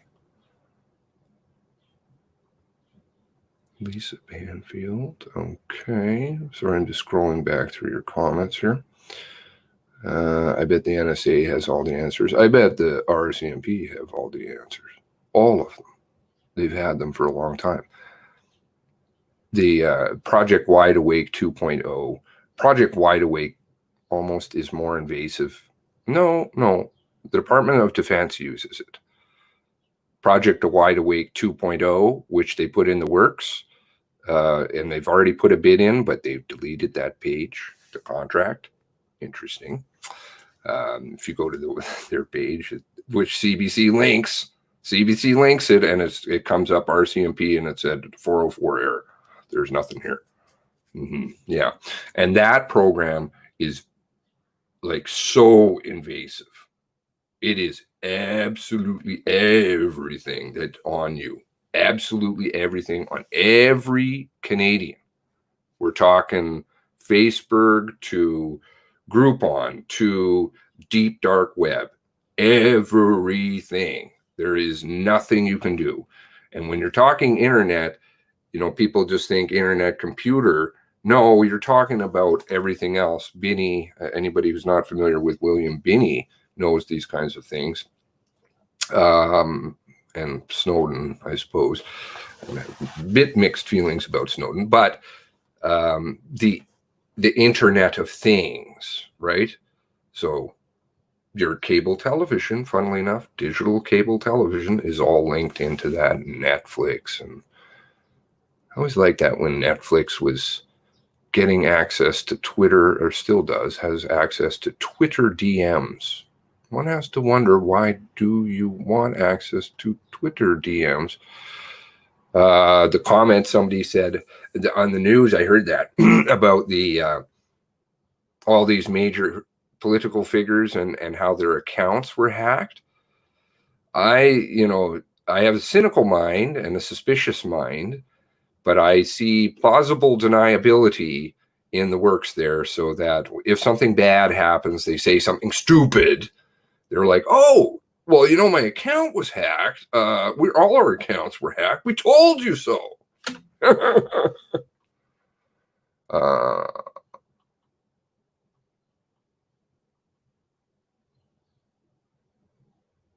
We must stand together for justice, honesty, love. That's absolutely it. Smash like, fellows. Jim Kirk. Up early. It's a little earlier out here in the west, but there's no time. That's off limits for any of this stuff. Biker gangs have access to 475,000 from Brinks. Good point. I don't know about the biker angle. You have to know, and Paul Palango has even spoken about that. Many of you obviously do know, but those of you who are newer, Paul Palango has quite openly spoken about, and the RCMP are very adept at doing that. They are an intelligence unit. That sounds, somewhat preposterous or whatever, because you think, well, they're just a police force. No, they're not. They are a worldwide intelligence unit. They're very closely tied to CSIS, one and the same in many cases, and CSE, which is our ultra secret Signet NSA type thing up here, is CSE. I used to send them a message in the morning on my old Twitter account every morning because I knew that they were monitoring me. When Twitter allowed my account, I missed that account. It was a good account. Is there a chance to talk to Paul Palango? I would ask why people are terrified of the RCMP in Canada and ask why Paul Gabriel Wortman is an RCMP enforcer. He has an 800 number. I believe he's spoken about it before. I do have it. I won't give it out because I don't want to dox him if he doesn't want that out there. But I believe let's just have a boo and see if he has some contact information. Because I'm sure he does.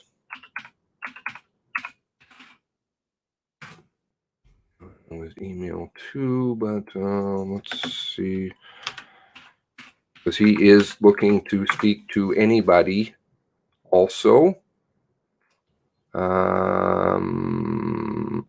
Well, he is, wow, okay, he's apparently got a phone number on the internet. Let's see here else.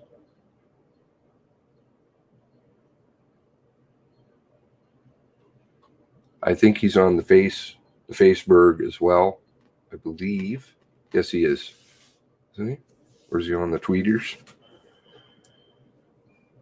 Well, check all of those awesome places for data mining because they're real good, of course. Let's just see. Paul Palango.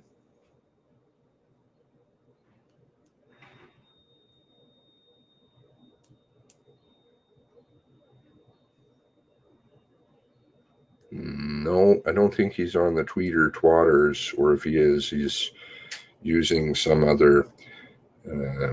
We have the Halifax Examiner, of course, where he works, and I believe he is on the Faceberg, because I'm pretty sure Steve's been talking to him on the Faceberg. Some unread messages. Chris Tucker. Oh, Chris Tucker, RCMP. I know some people will probably take issue with that, but I would say please read his and Mr. Fox's messages, and who's the other one? And multiple Facebook pages with the exact same posts. One doesn't need multiple Facebook pages. Well, I have multiple Facebooks, but I also, they're just a joke. So he's not on the, let's see, actually, the stupid phone, I think, is linked in with the Facebook. What are you doing here? Apologies about the lack of information in last night's EHS tape. I just want to bang them out. There's not a lot there that I could find, but what I do find very interesting is when I was cutting that was the amount of dead air. I mean, this is the EHS tape from, what are we talking about, 11:57 to 12:57 that evening morning, 1819, and there was 54 minutes and change of dead air. Now, I know they were going into other channels. I know that they were using their tablets, but they didn't even mention anything in that hour, I don't believe, to do with other stuff. So Facebook's is where Steve contacted him. Okay, so I'll thank you for saving me the time there. Insurance companies did most of the investigating. Probably. The crime scenes got cleaned up at Tres Rapides for Canada's worst mass murder. Like beyond Tres Rapides, it takes days for police forces to go through a murder scene. You've got even of their own family member, they were done in, 13 hours, I think? 13 hours. Clearly, I don't think they're caring too much about their own officers. So those of you who are in here and smurfing, or just interested, or on that fence that you thinking about, well, maybe I should talk, maybe I should say something. I've got something that I'm going to let Steve or Adrian or Cells know, or anybody over in the Discord. They don't really care about you. And you know that from being in the force. Just look at how many members have been thrown under the bus. That's probably widely known knowledge. French. I'm not French, dude. Going down like a Frenchman. Peppery language. Thank you to whoever that was. Obviously, I don't have a clue, but somebody mentioned us again. I'm like, wow, okay. And Paul Palango hears it. He definitely knows about us. Well, because we're all speaking to him on some capacity. Wide awake is China, Israel. Okay, well, we all know. Hitter's a man. Hitter's done lots of hard work. Lots of you have done hard work. I got a video. Thank you. I won't say to that person for video. However, the video I only received was from Cabquid Road at the corner, there of Orchard Beach Drive, to which, of course, is a road because there's a residence there on the left-hand side. And off in the distance, that is the field. And I want to see, can you drive up that field? Because I think that's going to be a struggle. Hitters back home from work. Have a good sleep, sir. Majority of this 2 hour on, they're talking about shooting. Very good. Yes, it was a great show. I think probably, I would say, out of all of them, that was the best one. So we're on part 5. I've got a playlist below of the Paul Palango stuff. There's, of course, there's other stuff in there, like kind of after show type things, which of course you'll lose a ton of viewers because they're sick and tired of Seamus. But the Paul Palango stuff is all in there. So please do have a listen, and I will add this Master YouTube, the something tube. So many channels now are just gone. I mean, I think about a year ago, I did a video on that, and I showed all of the channels subscriptions on my other kind of channel that I watch stuff. And yeah, wow, it was just deleted. But now there's there's cooking channels and cat videos. They've really kind of got rid of a lot of things. Thanks, Paul. You're a superstar. True, thank you too. You guys are all too nice. Thank you to you. This is you, right? You on the over here doing this. Again, the contact information and the link to the Discord and all this stuff. We want you to come and join us. If you're on the Facebook, you can be on the Facebook and join the Discord. And we can all hook up, so to speak. Twitter was hacked yesterday. God bless Rick Howe. Humbled. I was going to go through that article because thank you for whomever linked the officer. I was unaware that officers were going home. That was totally news. I had not read that article, so we can have a little boo at that article here. Also, people are afraid of the RCMP because they're a gang of old boys with the law behind them. Well, that is true, but they still have to operate within the parameters of the law. They just use this veil of, we're the law. No, they're not the law. They are a wing, a very, like a servitude of the law, servant of the law. They're definitely not the law. No, sorry. No, you don't get promoted to that. That's kind of a elevated position, many years of university, etc. Or politicians, which are rank all around.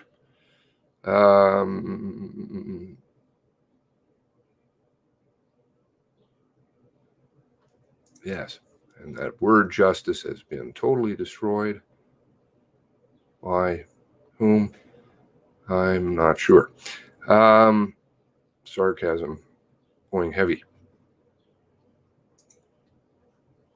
Fucked up old boys clubs. A cooking show. No, I was thinking of doing a cat show. I'd like to do cats. No, when this is done, I have much bigger things to do. That was why I came back to YouTube. And I will lose many friends along the way, I am sure, which will be unfortunate, but I have to tell the truth as I have learned it. Now, let's go to the Globe and Mail article. In the aftermath of Nova Scotia, this is April 26. We don't know. Should we check the, see if there was any saved copies of this? Because sometimes they like to change things. There's 4 of them. Let's look at, see what they've got here. For copies.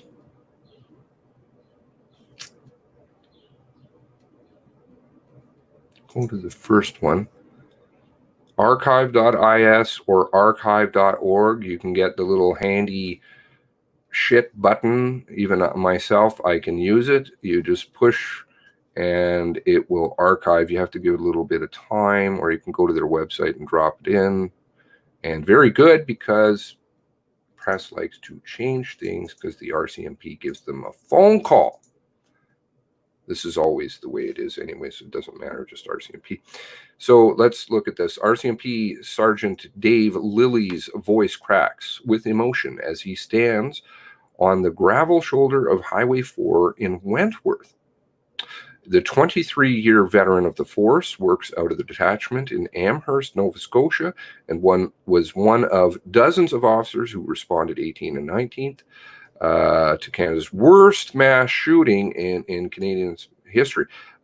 Right. So where is this story? Yeah, that's right. It's near the crosswords and the horoscope.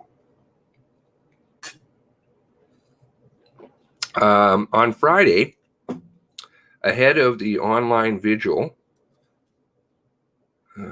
that just makes me sad. I'm not going to talk about that.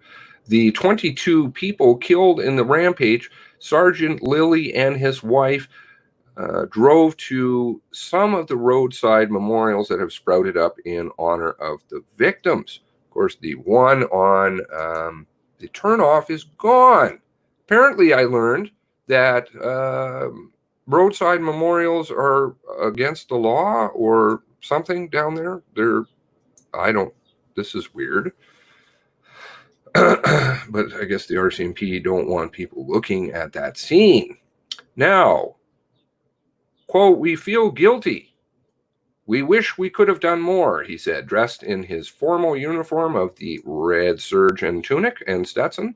I guess it wasn't him that lost the boot and holster over behind the welding shop, which that man was just like, "I'll phone the RCMP. I think he must have been here. I haven't found anything, but I have a feeling he was here." Quote, "Any of us would have taken a bullet for any of these victims." Of course, many good police officers would and did put themselves in harm's way, and some did not. The rampage, which spanned 90 kilometers in rural Nova Scotia and went for more than 13 hours, began after the gunman, 51-year-old denturist Gabriel Wortman, assaulted his spouse in the small community of Portapique, where he owns a cottage. When RCMP arrived at 10:26 on April 18, they found people dead on the road and several homes engulfed in flames. I do have the tweeters. So if you actually are in Nova Scotia and you look at 10:26 on the tweeters of the service that, of course, the RCMP knew you were all subscribed to and following them with the notifications on bullshit, you will see that there's a cat rolling around for an hour.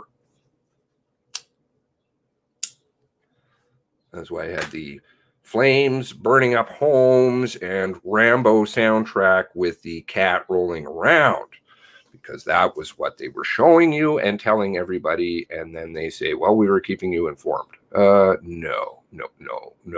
And he's absolutely right, Paul Palango, absolutely right on target there when he said about the Canada logo on the car. Might have a Canada logo.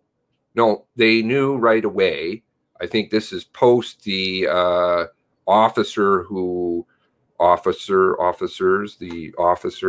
that ran away or stayed in their car and didn't do anything, because that was apparently the first officers that responded. So this would have been the second wave of officers that came. They were informed right away of the RCMP car, Gabriel Wortman, uniform, and so they knew exactly who it was, what he was driving, what he was wearing, and of course they did not inform you for another 9 hours. That was when he escaped, and they got the 911 phone call, and they're like, oh, now he's not in our little area.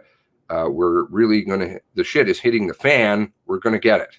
So we better say we saw something, not the Canada logo, like they said to Amherst police. This is what you tell your own police departments. They must have thought the cat started all the fires. Yeah, probably.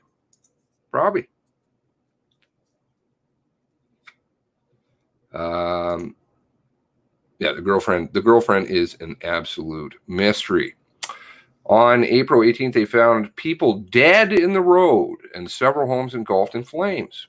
Meow, kitty cat, meow. Inside some of the homes, they found some more victims. Sergeant Lilly drove the children of Lisa McCulley, one of the victims of Portapique, to the nearby hospital. When he returned, a perimeter had been set up in the beachfront community to contain the area. Would love to know what time that would be. And interesting, he's driving the children. We had EHS on scene, so I don't know about that. But anyway, moving along, at the point RCMP say they knew who they were looking for. They knew the gunman had a pistol and long barrel guns, complete a question mark as to what those guns and everything are, because I think we're going to find those are RCMP issue weapons. This is why they don't like the autopsies for family members, any of them, giving them out contrary to law. And they're being very vague about the guns. They don't want anybody to know. His home, garage, and garages were set ablaze as two of his replica cars and another vehicle. Mercedes is missing, and the Ford is missing,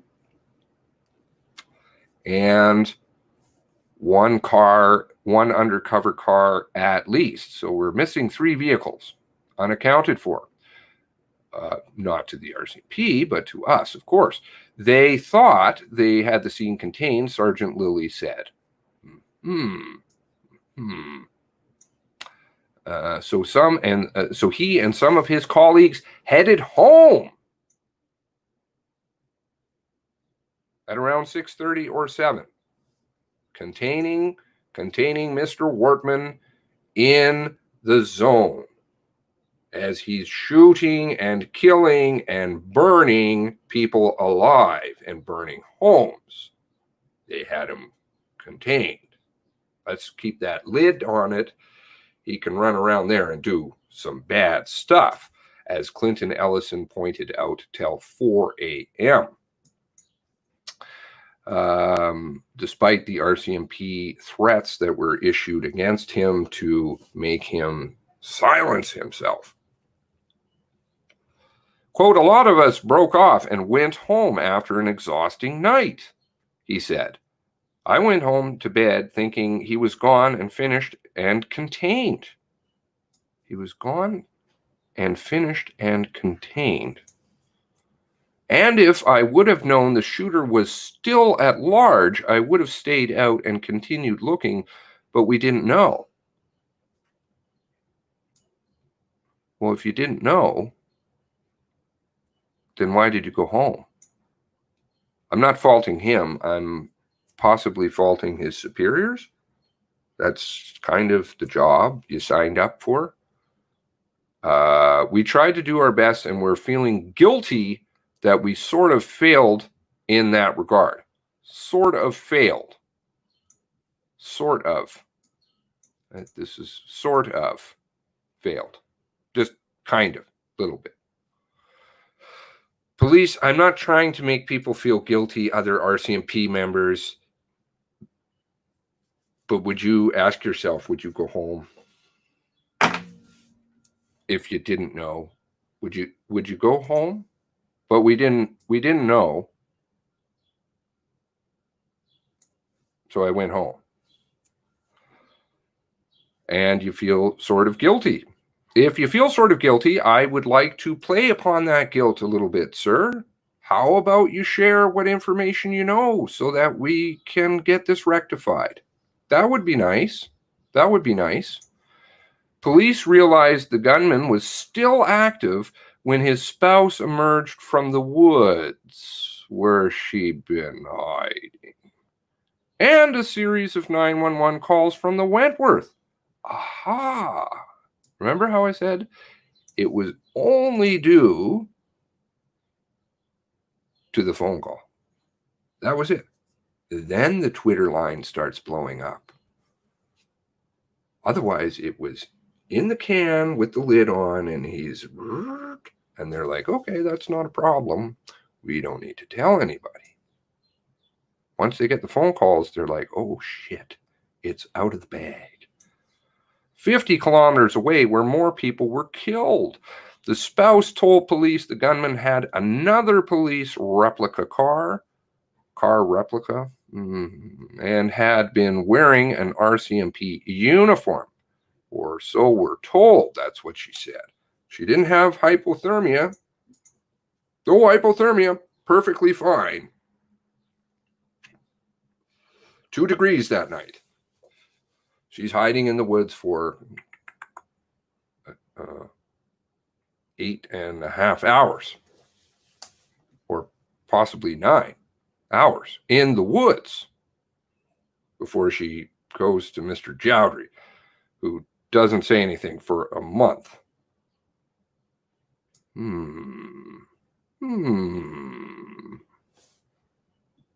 Clinton Ellison needed to be treated for hypothermia at 4 a.m. She's quite slender. I would assume probably not wearing too much in clothing, as she's running away, scampering over guns, escaping a cage, which is designed that people don't escape. I'm just being really facetious and sarcastic. On his drive home, Sergeant Lilly was likely in the Wentworth area about the same time the shooter arrived. Quote, I probably would have missed him by seconds or minutes. That quotation sounds like leather. 2 hours late responding to the email from Amherst. Can we help? Oh, we have him contained. We're okay, thanks. At that point, he's still like, oh, we're okay, thanks. 2 hours later. Huh? But then they say now, oh, well, we just missed him by seconds.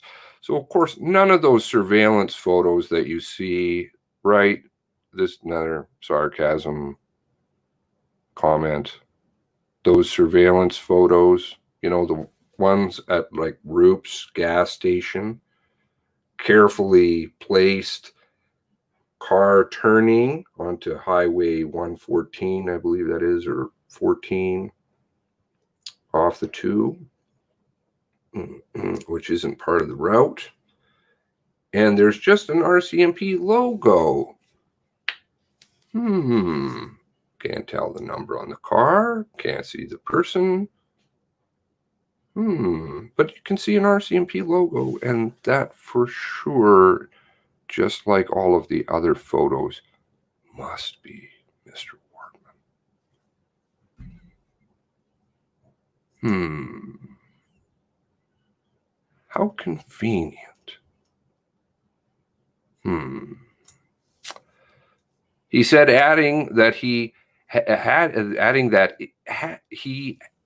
if he had spotted the replica cruiser, it would have been a red flag. Don't like the use of that word replica. Quote, I knew where all my members were. I thought that was a key line.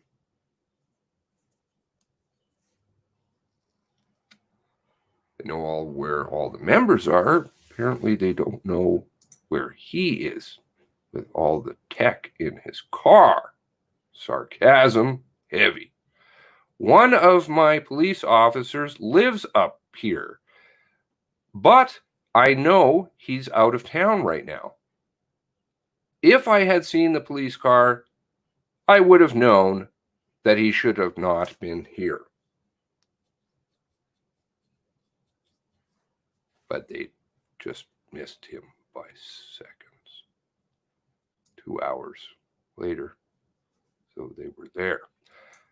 From Wentworth, the gunman drove to Debert and killed 2 more people.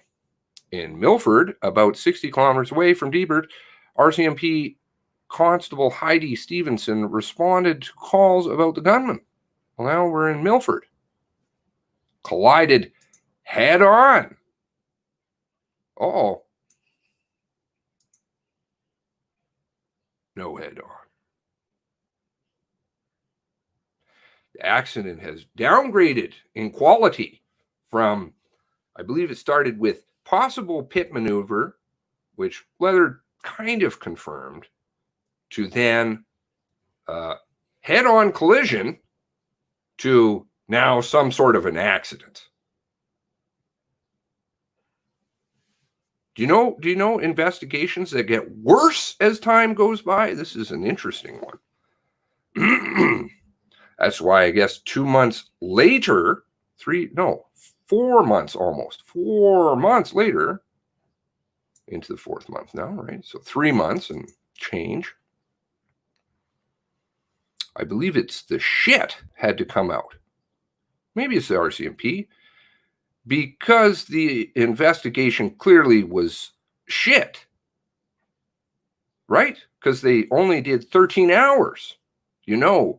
For an accident, which was pretty severe, 2 burning cars, 2 homicides, the burning up of a body, which is another criminal offense, multiple shots fired. But that takes 13 hours to clean up. No. Sorry about my sarcasm. With the shooter still in his vehicle, the gunman got out and shot her.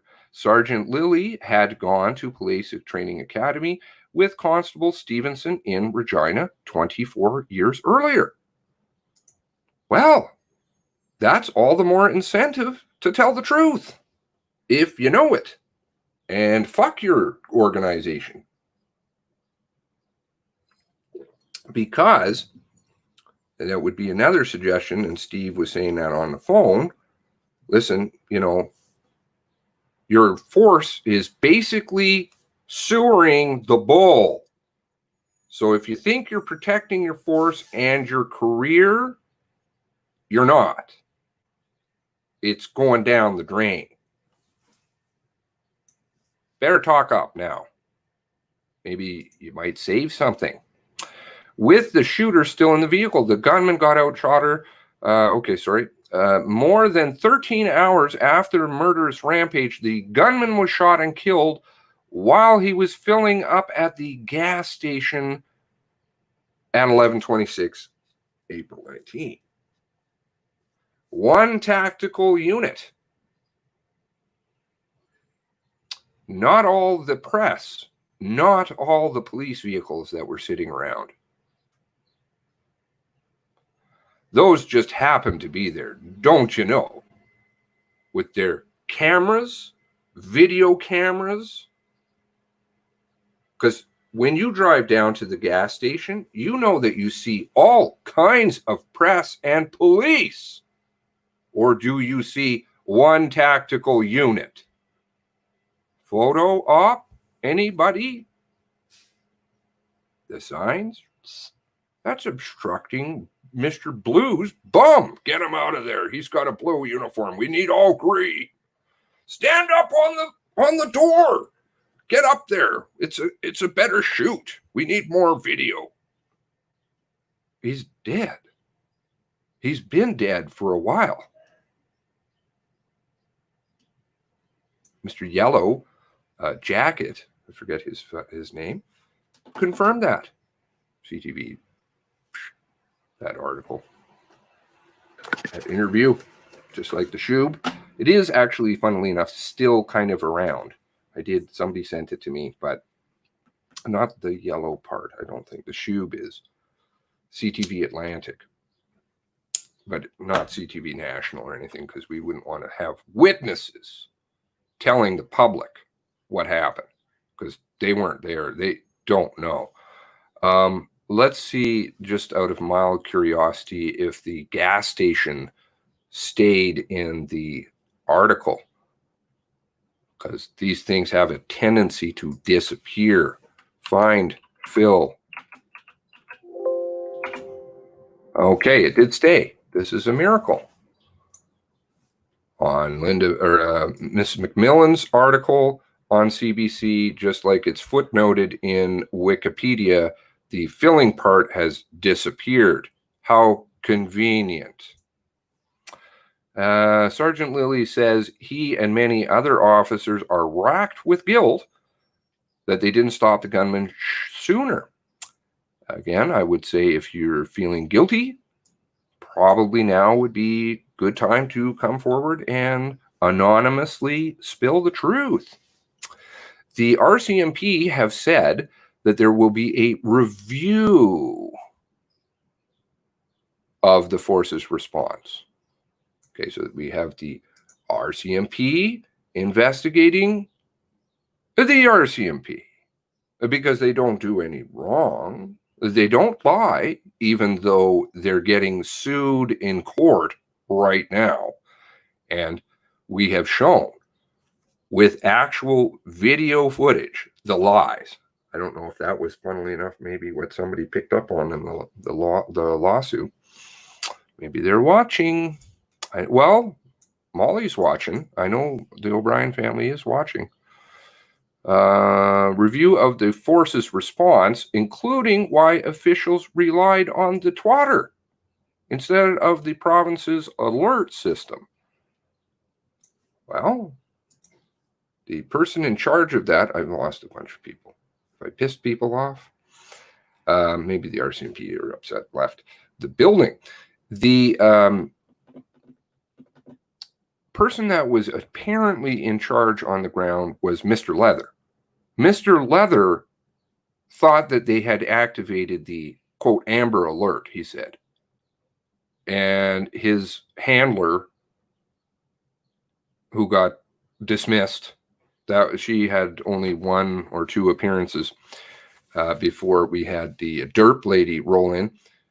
What is her name? Jennifer, I forget. Clark. Jennifer Clark.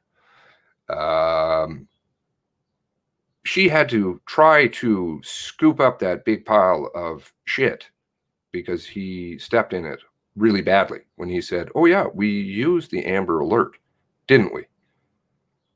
I think. And she's like, no, we used the Facebook, which is wrong. They didn't. And the Twitter, because the situation was, of course, what? Oh, that's right. Fluid. To advise the public, a shooter was at large. Some people, including family members of victims, have complained that lives could have been saved with better communication. The RCMP, at the bare minimum, bare minimum, is responsible legally for 9 deaths. 9. That's on them. The lack of information to the public, they know that. Like, legally, they are responsible. They will be found guilty of that in a court. To advise the public, a shooter was at large. Some people, okay, moving along. On the side of Highway 4, Sergeant Lilly admitted his nerves are frayed. I do feel sorry for them. He can't stop thinking about how the force would have done things differently if they had known what they know now, which is, I frankly think most of the members don't know anything, by and large, other than what they witnessed, which hopefully they will share. Tips below, please. Quote, we did the best we could with the information we had at the time.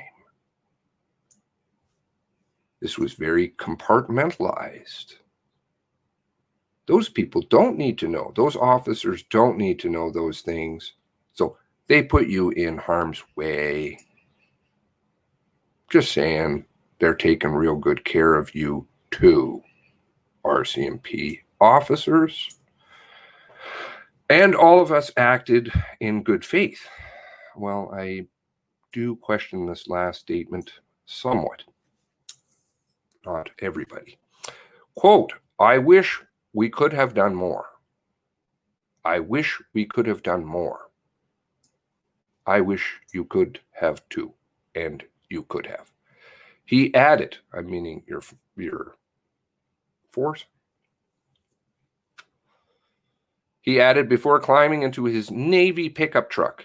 Then he drove up Highway 4 toward Hunter Road along the same route the killer took to pay respect at the next scene of tragedy. Throughout the region, dozens of roadside memorials of tulips, tiny plastic windmills, cutout hearts, and bows from Nova Scotia tartan grow larger by the day.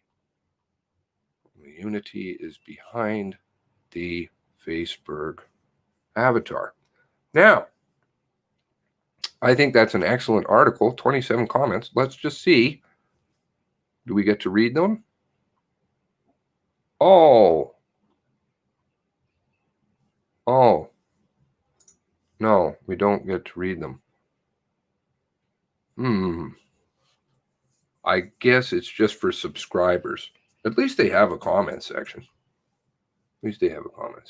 Anyway, lots of stuff to go through here. I won't prattle on and keep you. Thank you very much for spending the time.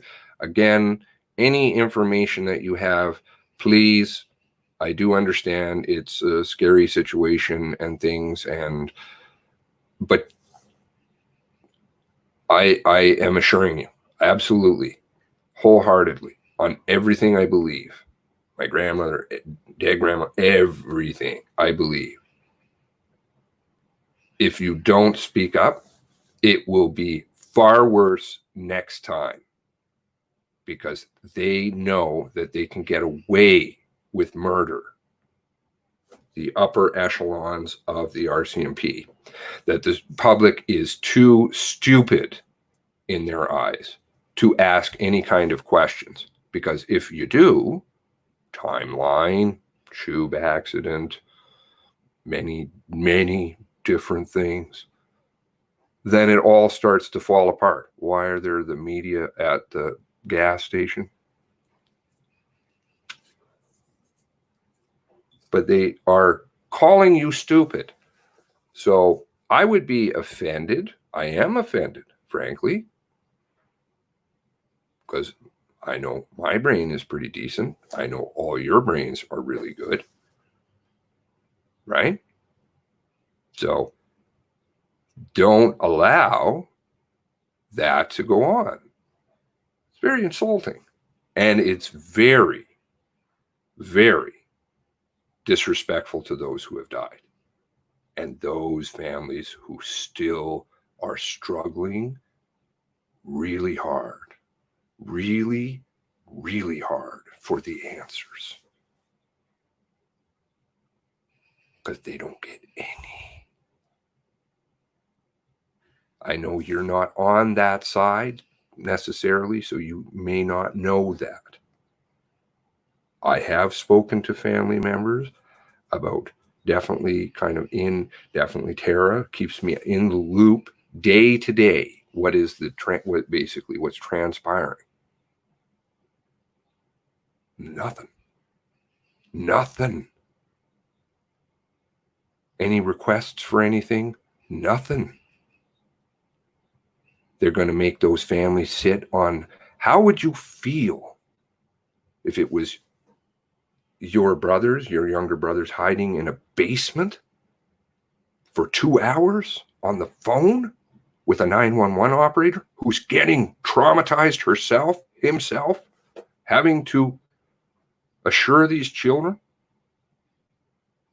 How would you feel as a family member afterward, where you phone them and they won't tell you your family member is dead until literally you have to gather your entire family and go to the detachment 7 hours later? And this is the fastest I know. And demand. You can only imagine what kind of scene that was. Tell us now. because they wouldn't tell them. They wouldn't send somebody out. No. In some cases, it was more than a day before they would verify anything. Unbelievable. Then you return cars with bodies, parts in them, to the family. Apparently, again, that's not known, but I would suspect it's true.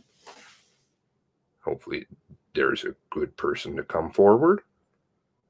The tow truck driver towed the vehicles in Shube, and there was a skeleton, a body located in the back of the car. Is this how we treat our citizens? That they go to a tow yard burned up? That's problematic. The disrespect, the counting on that you're stupid, or so they believe, is what they are getting away with. And the media's help on that one. Mr. PALANGO, Mr. HOWE, Mr. Mayor, I believe. I'm not sure about Ms. McMillan anymore, which is sad. Are fighting a battle against all of the other media. All of them. Because they're supposed to run the spin articles, the psychopath, the injustice collector, the woman beater, the who knows about the Hells Angels? I don't know. But they're supposed to run those articles because what? That is, remember the Leslie Nielsen movie? Nothing to see here? Nothing to see here. The house is burning behind you. Please look at Mr. Wortman only, because if you look at us, you will absolutely see 100% that we are legally responsible for the death of at least 9 individuals, and more than likely all of them. And more than likely, you're going to start to see that there's something very much more at play. RCMP officer, not CI officer.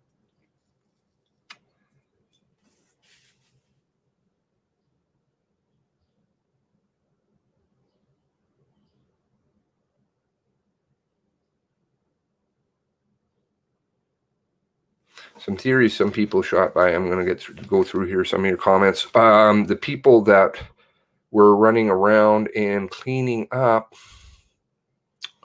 the scene. Remember that? The raking? I think actually, funnily enough, I've got that as my background. How do I do that? Can I get rid of this? No. There. Like in the background. I don't know how I do that without.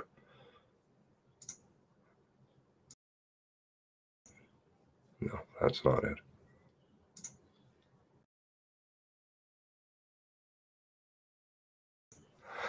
Those people with the little trowels and boots walking all over a crime scene, stomping everything because, they respect the crime scene. That's the backhoe and the bulldozers. Because that's how you do crime scene investigation while the house is still on fire. You're wrecking it. Because you're going to find all those shell casings when the backhoe is digging it out and throwing it in the back of dump trucks. I haven't seen pictures of the dump trucks. I have an assumption.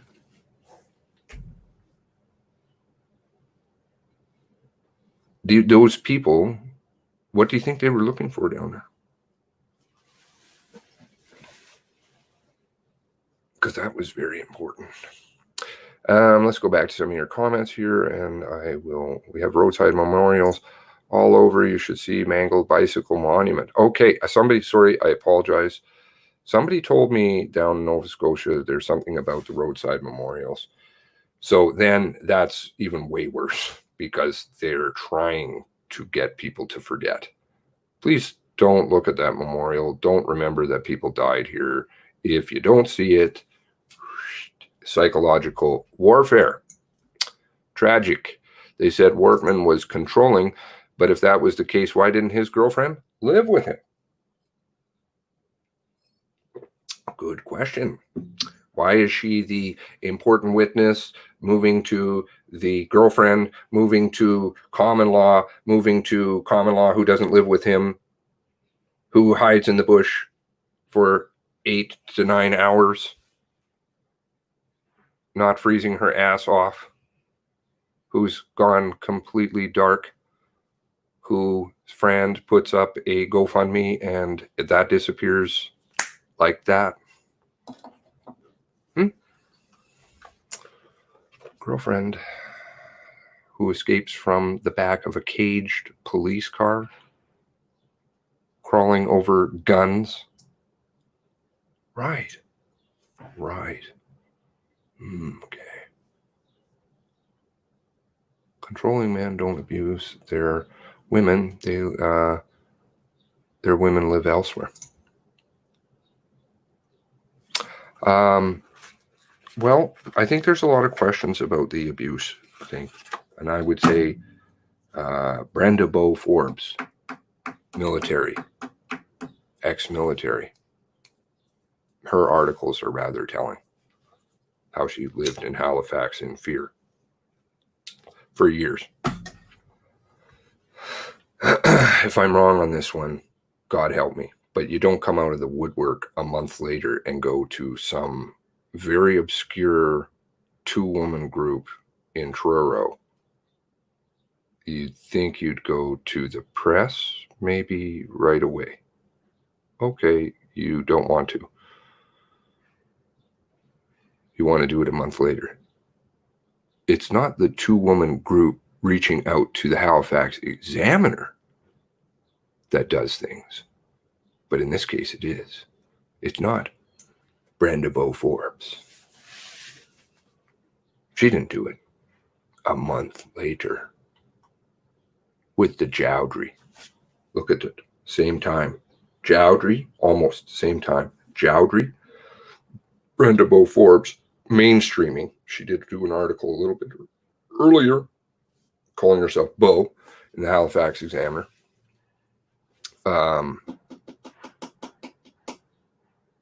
Yeah. And the photos of the warehouse, which are referred to as, quote, supplied, all surface a month later. Really? Surface a month later. Like I said, I don't try to, I maybe steer people a little bit, but I don't try to tell people what they think. Just questions. Fuck all the old boys. Okay, cooking. So we're back there.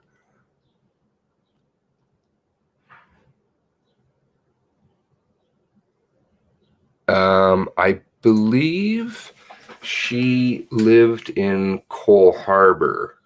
I haven't got confirmation on that, but there was a house that was surrounded in Cole Harbour, apparently, that morning. And nobody has told me anything. Is it Cole Harbour? I believe it's Cole Harbour. I get them mixed up, sorry. And that component has really, I haven't heard back from that person who knows a little bit more or knows somebody. Hopefully they'll contact their sources and contact me about that, because I asked that question a long time ago and I never heard back. Faulting his BS statement sounds like a horse manure. You say until he's found, period. Yeah, you stay. You stay. Normal people would stay. But I can't. I don't want to, because that's very judgmental. I have no idea. What if he's told you should go home? Everything's under control. It's not his fault. That's his superior's fault, right? I That's between him and God. And honestly, a lot of these people need to look to that. You know, I don't want to bring out the religious card, but you're going to have to face the man. You think you're big behind your badge, but there's something very big, much bigger than you. And you're going to have to answer to that. One doesn't want to have a dirty conscience. It's not very good to even go to sleep at night. Let's just leave it at that.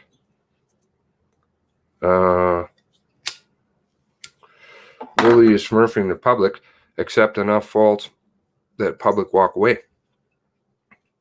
It certainly sounds like he's like everybody did everything. So, oops, sorry about that. I do find it interesting he would disclose that he went home. That doesn't seem like something they would put him up to. I don't think they would want that out of the public realm, would they? They always send local cops away, like they did during the gun grab at High River. Yeah, it was pretty. That was an illegal move. Illegal move. They were found to be in the wrong legally. Illegally. RCMP. Illegal. Getting a lot of that, Mr. Big. Thank you for, who was that wrote that article? The Mr. Big. You know, I've been saying it for a while. Mr. Big, Mr. Big, Mr. Big. I said it to Lindsay Jordan on the phone. How long ago? How long ago was that phone call? Let's see here.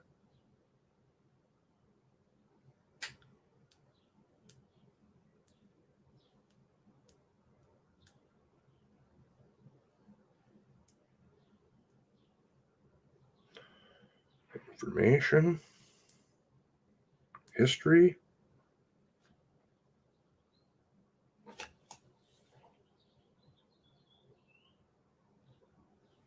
I know I was saying it before then too. A month ago. No, way before that I was saying it. Mr. Big.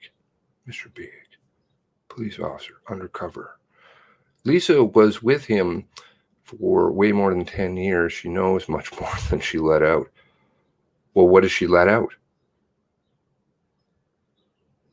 Have you heard a peep? A whistle? Fart? And anything from her general direction? Nothing. She's on the beach with Muammar Belkadir in Tunisia.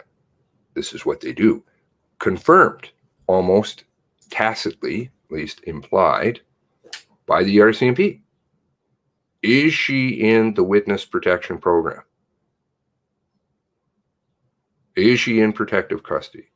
If we told you that, response. If we told you that was to a family member. If we told you that, that would defeat the purpose of the program.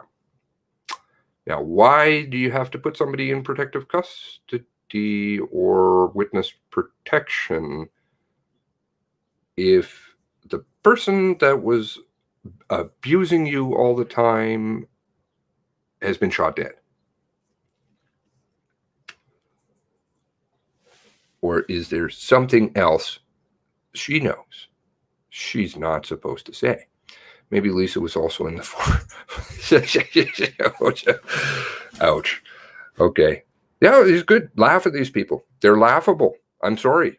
I'm sorry to any RCMP member, because as a serving member, just like I'm offended that you're calling me stupid, I would be offended if I was in your force working for you. Really, I would be very offended. Because you brought great shame upon my career. Thank you for that. You douchebags at the top. Really appreciate that. And you're murderers. Thank you. Since GE broke up with Karina, at least complicit in murder. Since GE broke up with Karina in 2001. 17. Yes, Karina. On some money also. Strange.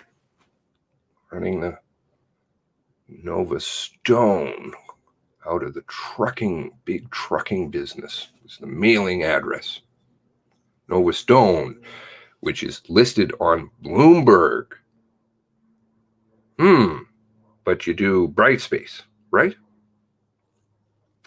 Online stuff for kids' schooling.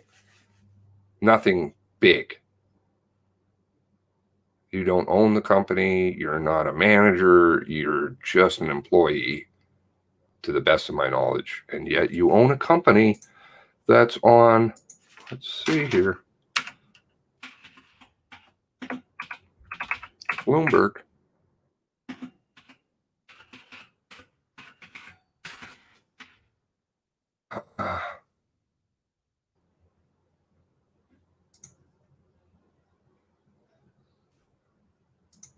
Boom. Bloomberg and Nova Stone exporters. Strange. Everybody seems to have a lot of money. I saw I saw you PFTs last stream.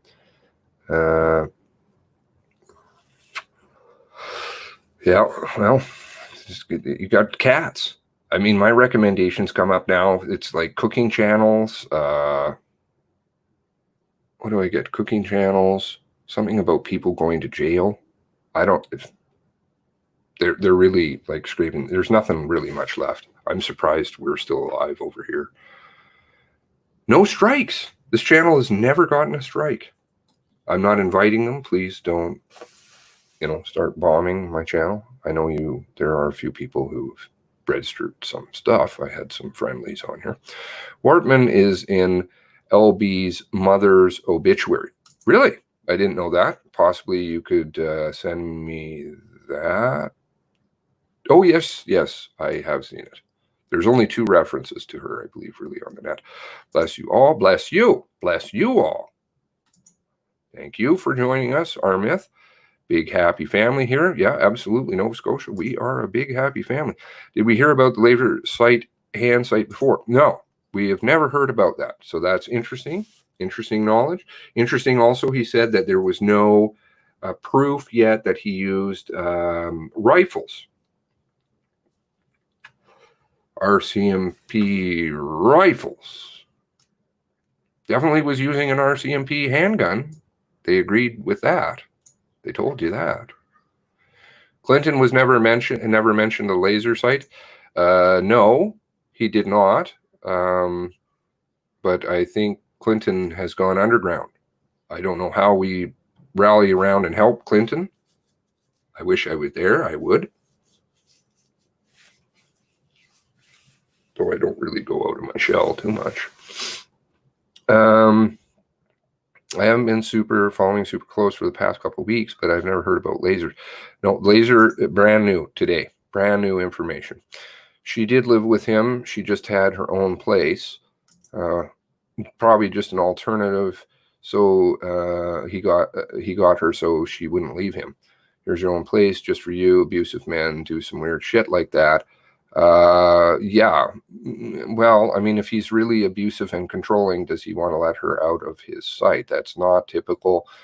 Plus, I think the biggest one that weighs against this argument is, and I do know this from firsthand experience for sure, women that have been battered for a long time, they tend to have a kind of a mindset. It's very, very sad to see. And I feel tragically bad, or children who have been abused lots. They don't want to say anything, because if they say anything, the person that I know does this really funky thing with their eyes. They just like their eye darts when they say something. It's spooky. It's scary because they think they're going to get hit. This is how conditioned their minds become. So that's a long time of abuse, right? If we're to say 17 years, no, it's not as long as the person that I know. Nowhere near, actually, sadly. But that type of abuse, they don't want to say anything that will set their abuser off. They walk on eggshells. of eyes. Every chance that they get anything that comes out of their mouth, they're terrified. So you don't go around accusing from multiple sources independently have verified that LB, which he named her in this interview, interesting, Lisa Banfield. So I guess it's out in the public realm more. So now I didn't want to say anything before really too much about it. But Lisa Banfield accused him on multiple occasions from multiple independent witnesses. She was always worried he was cheating on her, and they'd get in big scraps about it. Now, why would you do that if he's going to whack you? Really not consistent with somebody who's abused. And I've talked to abused women now about it, and they say absolutely not. I would never bring up anything about it. 70-year-olds getting shot by OPP not wearing face mask in food store. I haven't heard anything about this, Silver. Hey, Silver, I haven't seen you for a bit. Maybe you can send me a link on that. That would be great. Yeah, link. Does Silver have the ability to link? Let's see here.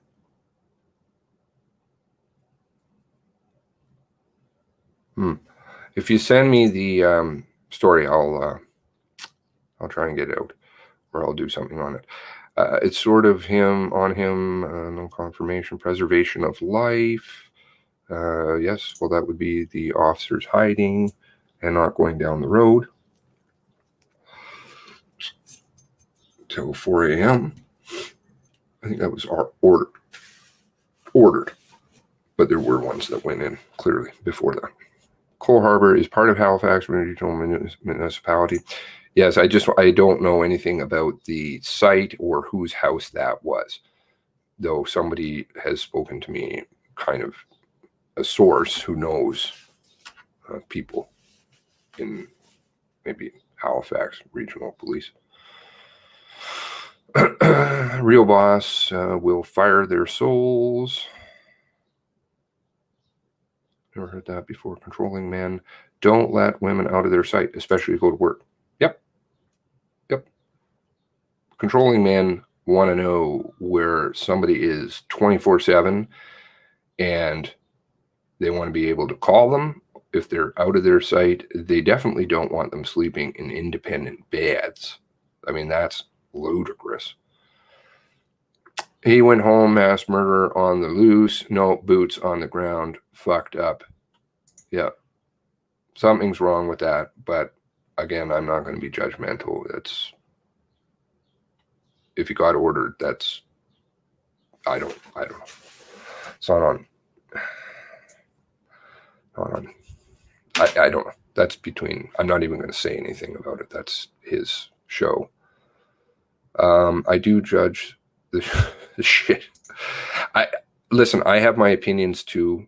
I don't want to needlessly, let's say, pick fights with people.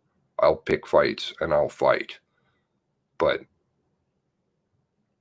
that is honestly one's conscience, and conscience resides between that person and themselves, or that person and God if they are a believer. Silver, never heard about that yet either. Okay, so he did link the article. Thank you. I will check that out. That sounds horrible. Should we bring that up? How do I get that from this? Back in StreamYard. Blows.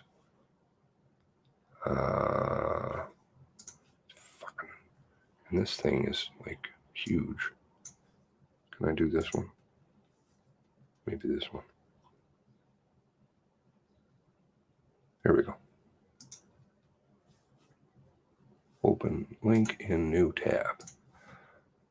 Here we go. And we go back here and we'll do this. OPP, shoot man dead hours after mask dispute leads to alleged assault. Officers called to a supermarket in Minden, Ontario, Wednesday morning. Ontario's police watchdog is investigating after officers fatally shot a 73-year-old man In Halliburton County on Wednesday morning, the man had refused to wear a mask and allegedly assaulted a grocery store employee before driving away. Police were called to the Value Mart in Minden just after 8, OPP Sergeant Jason Falls said. Officers tried to stop the suspect car, but they refrained in the interest of public safety before doing a follow-up investigation. He's 73. Ontario's Special Investigations Unit said the man drove away and an officer saw the car started following it a short while later. Based on the license plate, officers made their way to a home in Indian Point. Special Investigation Unit said two, here we go with this again, 2 officers. This is like the mentally ill man. The mentally ill man was shot by 2 officers for sitting on his stoop with a pellet gun in his hand. And they asked him to put it down and didn't even wait for a response and shot him. 2 of them in Nova Scotia. Don't they have done, like, haven't they done enough at this point? You'd think you'd want to be really careful. Like, guys, don't do anything. Everybody's looking. Outside the home, there was an interaction. Fluid interaction, a dynamic interaction, and 2 officers fired their guns, the SIU said. Foll said that after shots were fired, additional resources were brought to the area near Eagle Lake by the village of Halliburton, about 215 kilometers northeast of Toronto. The man was shot and taken to hospital where he was pronounced dead. Well, they shoot to kill. That's their training. They absolutely, first shot to kill, not wound, not maim. It's always center mass.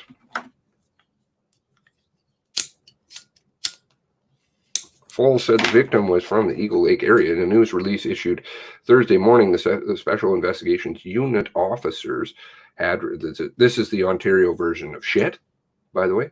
Shit, Nova Scotia, shit.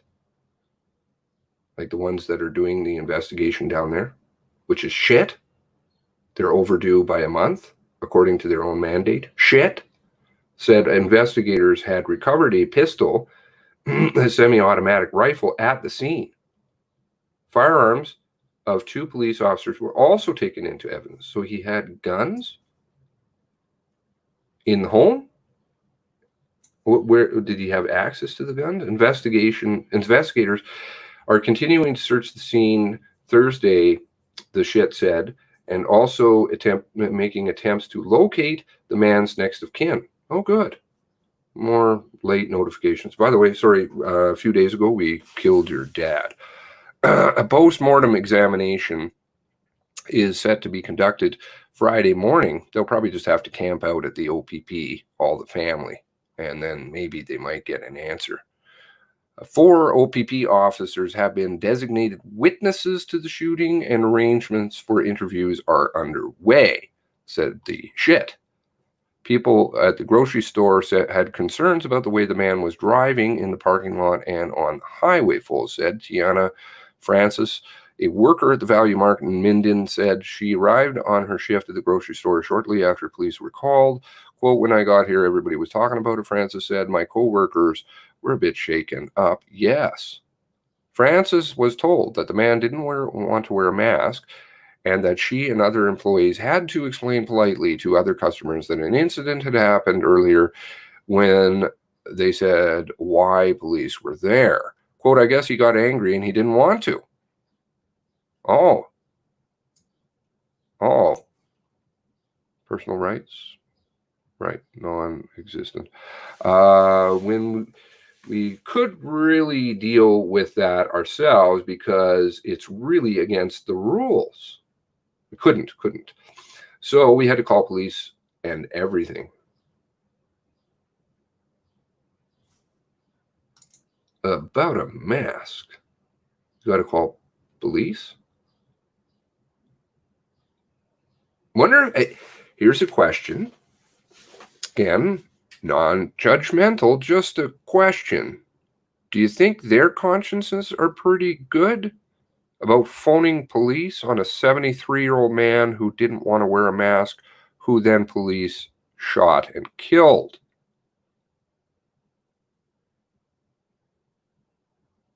Do you think they're sleeping okay at night? The workers who did that? I wouldn't.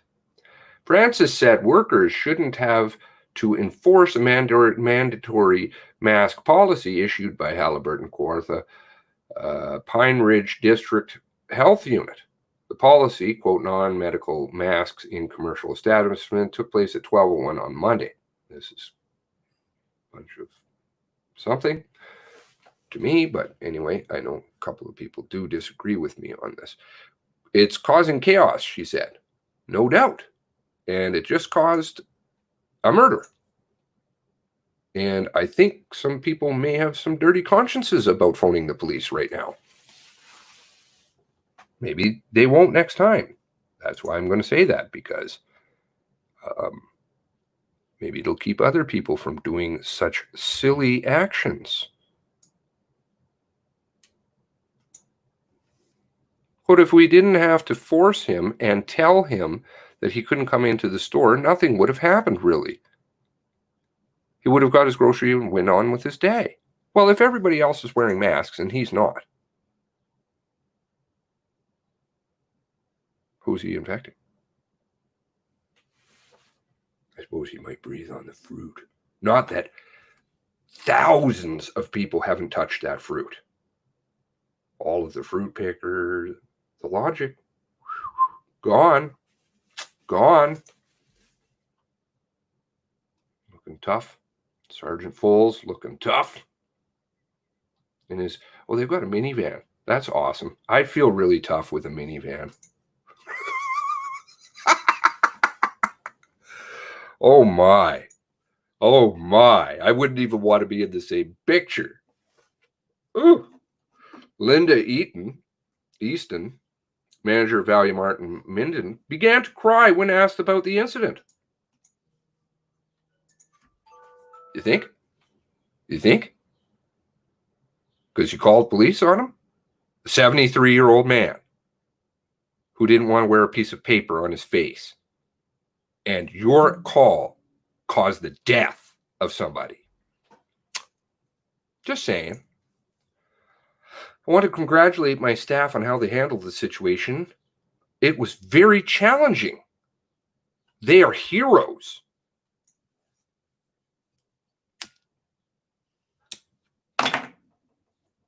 Please let me know what you think of this. How would your consciences be? I don't want to get emotional. They deserve credit. That's all what I say. They deserve credit. Credit for what? Credit for what? Ending a grandfather's life? Maybe a great-grandfather? Perhaps if your grandfather acts like that, ma'am, what should people do? I guess call the police and then he dies? What if it wasn't police? What if he had a heart attack or something because of that? How would you feel? It was your grandfather, Miss Easton. Are you feeling the credit? They're heroes? Are you feeling like a hero? Those people would be heroes? Don't think so. People better get their fucking heads screwed on straight here. Not in my backyard, NIMBY. The SIU said 4 investigators, 2 forensics officers have been assigned to the case. The unit is asking anyone for information to contact lead investigator and blah, blah, blah, phone number. Hopefully, maybe somebody will phone that. Maybe somebody watches this. I don't know. Down there, 1-800-787-8529. The shit is also urging people with any video evidence to upload it to the shit website. Oh, that's dangerous. That'll involve deletion. Earlier on Wednesday, Ontario Provincial Police said they were investigating a serious criminal matter near Halliburton. Well, at least they say it's serious. We don't have a cat rolling around. Maybe they actually said it. How did they say it? Do you think they said it on Twitter? on the Tweety Twatters with the no notifications and hardly anybody following? Anybody wants to upload stuff to the shit, I would say make a backup of any of it. I would. On the Twitter Twatters, OPP asked police to stay away from Indian Point Road near Eagle Lake, but said there was no concern for public safety. OPP official confirmed they had asked people to stay inside while looking for a male suspect on Indian Point Road. The shit probes investigations involving police that resulted in serious injury, death, allegations of sexual abuse.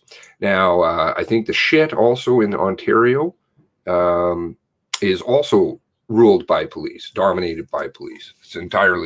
It's got, actually, they have serious, let's look at that. I don't want to be wrong. I don't like being wrong, but they have a lot of police on it.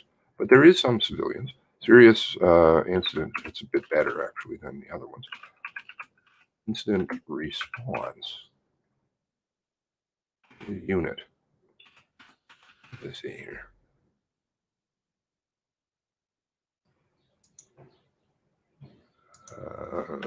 Ontario.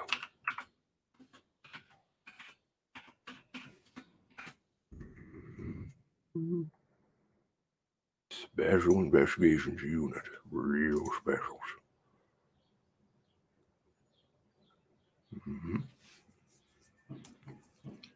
$6.9 million. Investigators. SIU become from both civilian and police background. Now, in the case of the shit in Nova Scotia, they call them civilians, but they're ex-RCMP. So is this ex-police? You think they may have a little tainted view? Maybe. Just maybe. My sarcasm is really heavy today.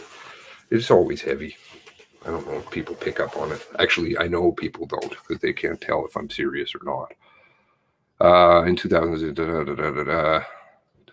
okay, so we don't have any information on the shit. Where is the external link to shit? Well, I'll look into that later. I do know that they have some civilian people on that. Continuing, so that was the end of that article. Now I'll just finish up your comments, and then I've got to go and help out some people volunteering. That's tragic. It's tragic. Tragic. 73-year-old man. Maybe it's like Don Dunphy. The crime scene changes. You think? Maybe, just maybe. Maybe 73-year-old man didn't have guns. Clearly didn't use them before. Well, I don't know that for certain, but I don't think he had convictions. I'm assuming. High River, still no word on government goof that gave the go-ahead for gun grab 7 years later. It wasn't a government goof. That was like, well, we can get some guns. We can get some guns. Let's do that, RCMP. But of course, they don't know who has weapons, right? Because they didn't know Mr. Wortman didn't have a pal.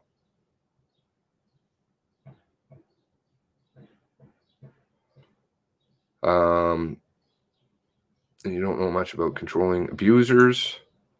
Men who are abused by women, cars, and places all over all the time gives the illusion of individuality.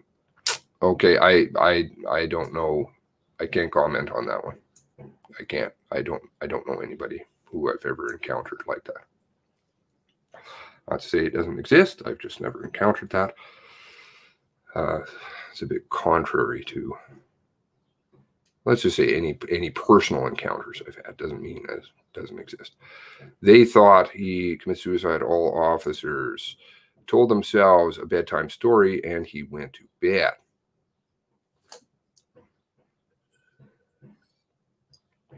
Didn't they say he burned up? They thought he burned up in his own home.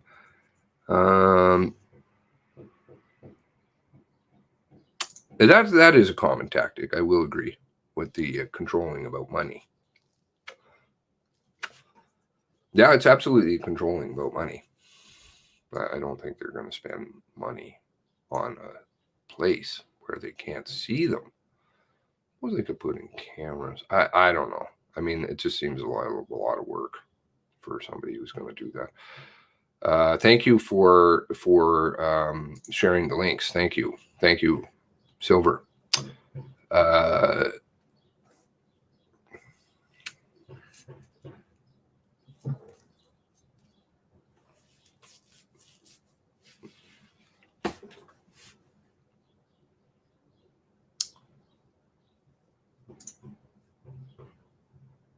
That adds up. But how much of this is also sex games? I go with more of the theory of, and it seems to speak true of people who knew him. He was into S&M, so that would be a bondage, a lot of role playing, and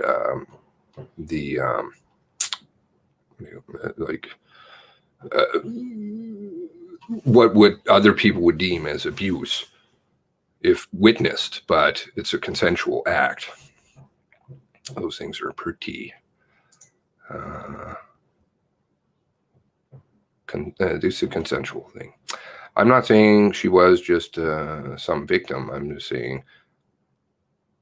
not saying she knew it all.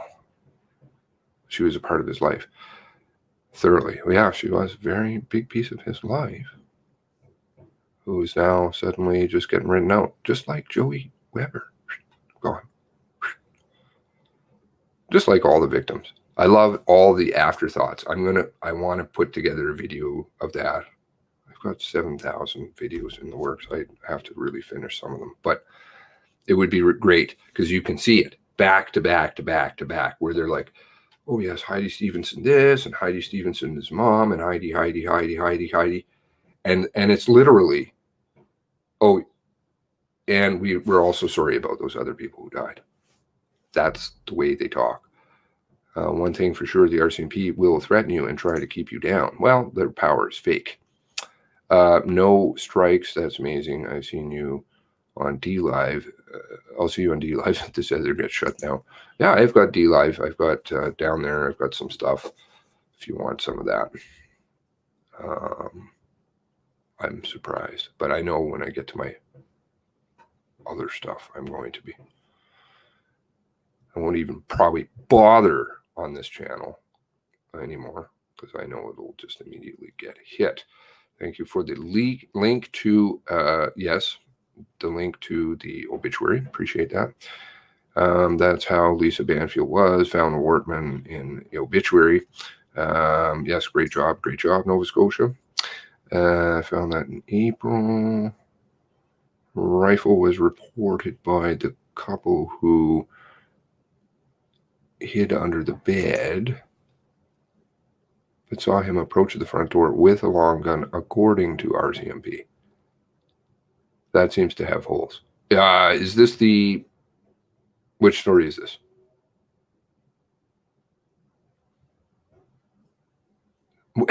Like, that's sad. I have to ask that. Which story is this? Which homicide by police are you talking about? Because there seem to be a bunch of them. I don't understand. It seems like there's a lot of police killing people.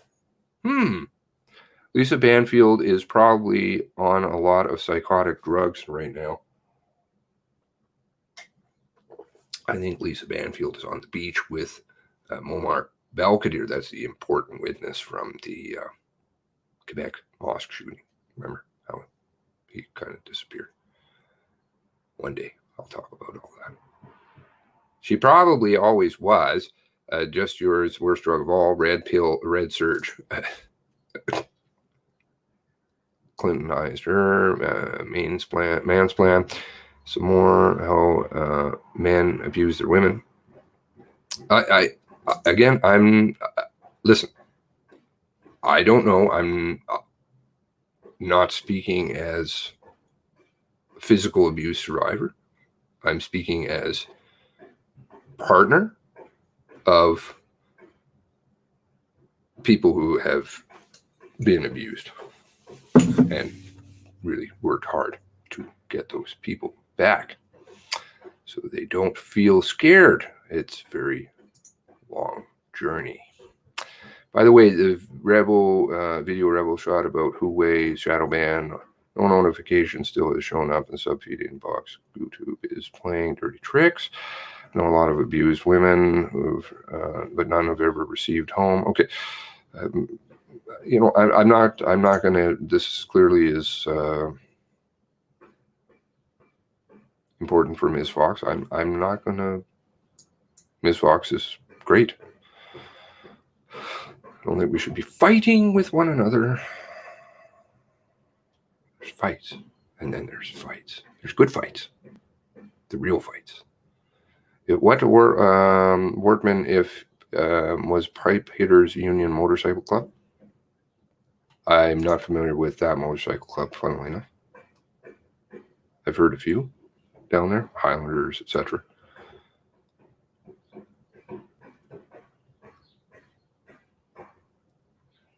Well, if he was a cop, he's not above the law. He's kind of is the law. Would kind of fall in line with a lot of other police officers. Just saying. Look at Nelson Sauter. Okay, quite a few police have gotten away with, always get involved, but it goes away. They have their own places, cars, bank accounts. That means nothing. You're seeing this in black and white. I'm taking that's in reference to me. Well, I don't know, but I would definitely put myself on a short list of people who know certain things. And there's things I don't discuss that I can't. Lots of people in Halliburton, Midden area have guns, many hunters. Fear the masked fool. Love your name. It's appropriate. He'll find me. It's always enough. It doesn't matter if they look like they have their own stuff. You can be a victim and a monster. Okay, we're really deviated. And this is important. Don't fall prey to the Balkanization. There is lots of issues. They are important. Nobody's downplaying that. What is the focus? What is the focus? And if people don't want to stay on that topic, and I'm not pointing fingers, then probably that would be a diversion. People who divert, it's not a good thing. Mindfuck to scare people, public masking up. So now grocery stores getting their own people killed. Masks forced upon us. Okay, and psychological warfare. Popo themselves. Candy can be sweet and sour. Lisa B can be a victim and a perpetrator. Guilty, extenuating circumstances. I'm sure. I would agree with you.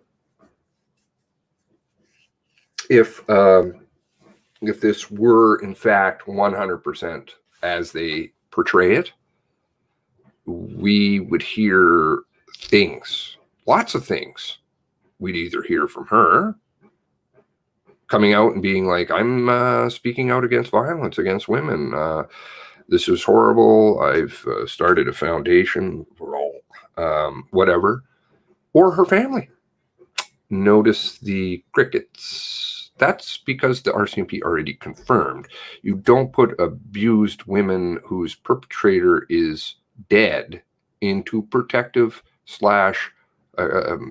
custody / witness protection. Oops. That has nothing to do with abused women. Scrawled, work forced across mandatory grocery mask. Oh, wow. Wow. That must get you into trouble, I would assume. Interesting. Afraid of pesticides on produce more than germs. Yeah, I would be too. Lots of crap they put in our food. I really enjoy my lung infection from wearing masks 24/7 during the SARS H1 epidemic. Many hospital staff went off sick. It's probably not a healthy idea to be breathing carbon dioxide. Just saying. I guess we could all sit in a room and breathe carbon dioxide at a diluted level, which is permeating a mask at the same amount as an oxygen. Run a slight experiment on that. I think you find that not very good for the brain. Very bad for the brain, but just saying.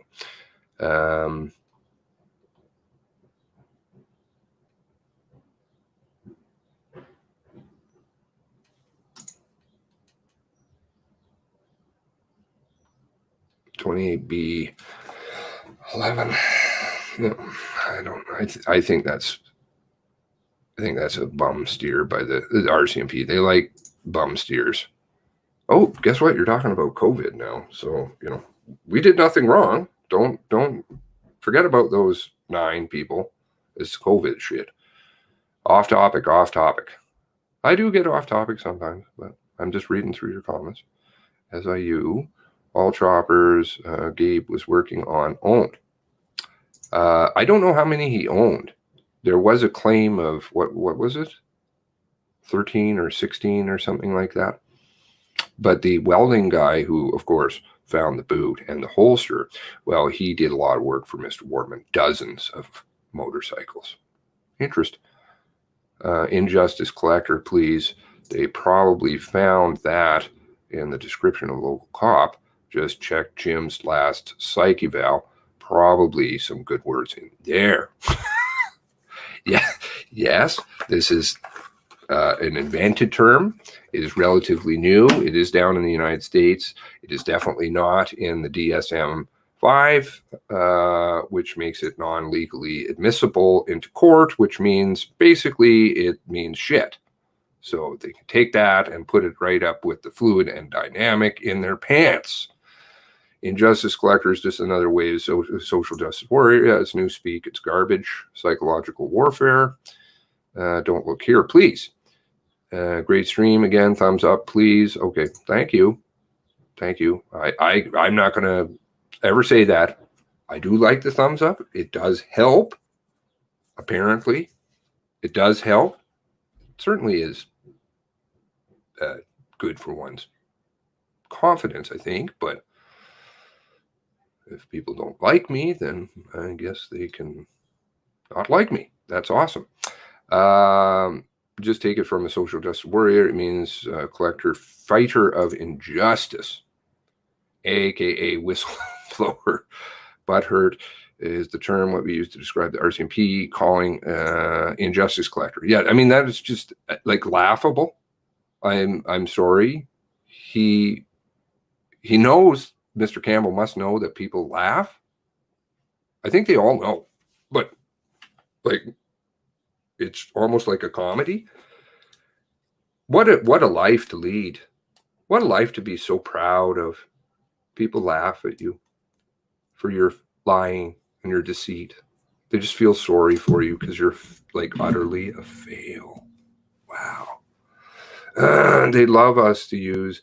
Think Gabe was butthurt, resentful killer. Thank you, Silver. I didn't know about the old timer getting gunned down. Yeah, I do appreciate that. It is a bit off topic, but police nonsense, and it does tie back to the shit. And I don't want to hear about some 73-year-old man getting killed because of a mask. I don't want to hear a 73-year-old getting killed for anything. Parking in a wrong spot. I don't know. Whatever it is, it's just horrible. It could be somebody's grandfather. It is somebody's grandfather, almost assuredly. Just lost his life. You want to talk about deaths from COVID?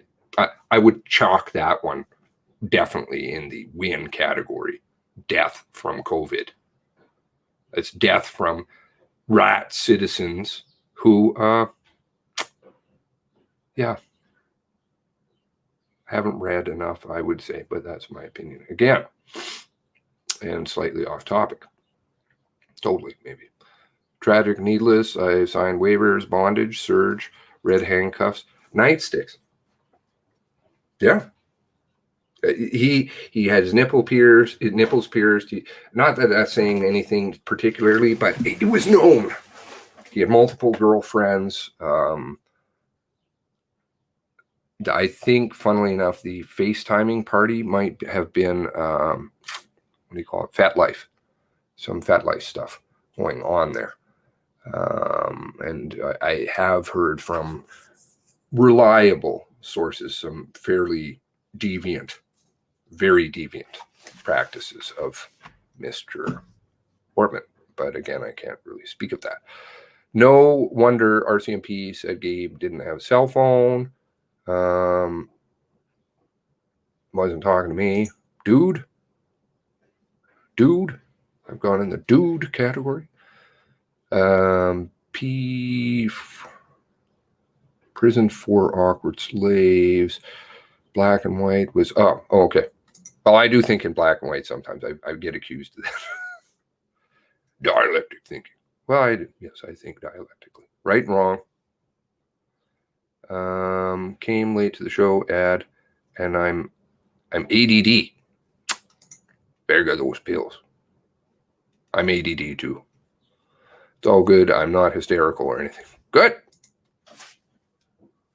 We're all good, right? Big family here. Ms. Fox does lots of stuff. Where is the focus? Focus is on, the focus. The focus is on Nova Scotia massacre. I'll leave it at that. It's 22 people that were murdered. The RCMP very dirty. Yeah, you can look it up. There's lots of stuff on it. I won't go through it. And I've done lots of videos on it, as have others in our group. But welcome. Fear the Masked Fool. He had a lot of motorcycles, but dirt bikes as well. Maybe 13 motorcycles, dirt bikes, plus dirt bikes. He did have a lot of dirt bikes, but you see, dirt bikes aren't what the guy was welding, I don't think. You don't do a lot of welding on dirt bikes, I don't think. Choppers and fabrication, because I think he said welding and fabrication, if I'm recalling correctly, on dozens of motorcycles. That more in the chopper category. Whatever bikes fall into that. Indian, Triumph, Harley Davidson, obviously. Well, all the RCMP met, I don't know about you all, but the officers I know sound familiar, good vibes. I've seen Wortman among the Pipe Hitters Union motorclub. Really? Are you part of our Discord, or can you send me some information, Masked Fool? I would be very interested.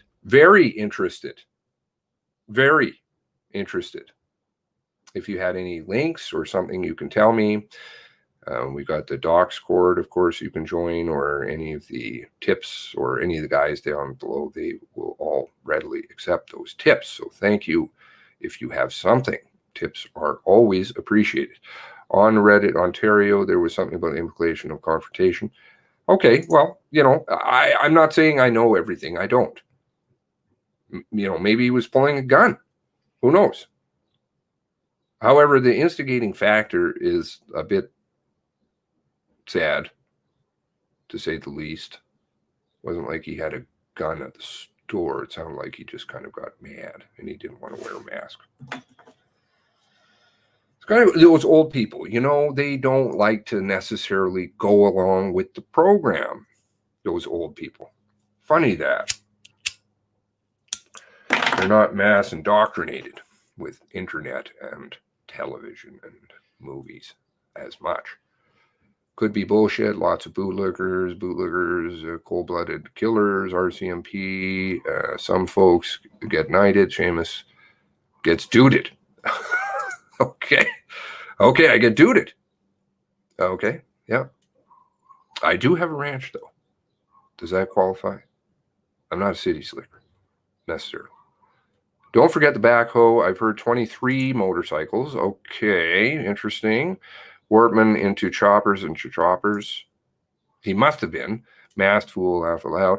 I will try my best to locate and send you what I found. That would be awesome. And to anybody, again, please, I'm imploring you. I'm not a beggar. I don't beg for money. I don't ask for money. I don't beg for anything. You want to like my video, I suppose that's good. You want to share around. That's awesome.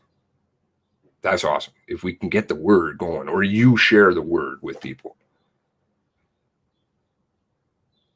But the tips, hell yeah. I'm going to beg. I'm going to beg because I have a friend and my friend needs help, and fucking Nova Scotia needs help, and this goddamn country needs help. So I'll beg. Don't do it very often. Anyway, all right. So thanks very much for joining me. The 3.5 hours, and I'm going to go do some volunteer stuff, which is great. Help out some people that need help. And I hope you all have a fantastic day. Anything you know, please share. And I would love anybody who is not part of our community to come and join. Come and join us. And anybody who wants to sign up for the Zoom meeting, which I noticed nobody has. Interesting. Okay. We're going to try and do the Zoom town hall, and everybody will get kind of an audio experience to share what they know, because you guys know lots and lots of things, and I want to hear them. All right. So have a fantastic day. Super fantastic day. God bless you all.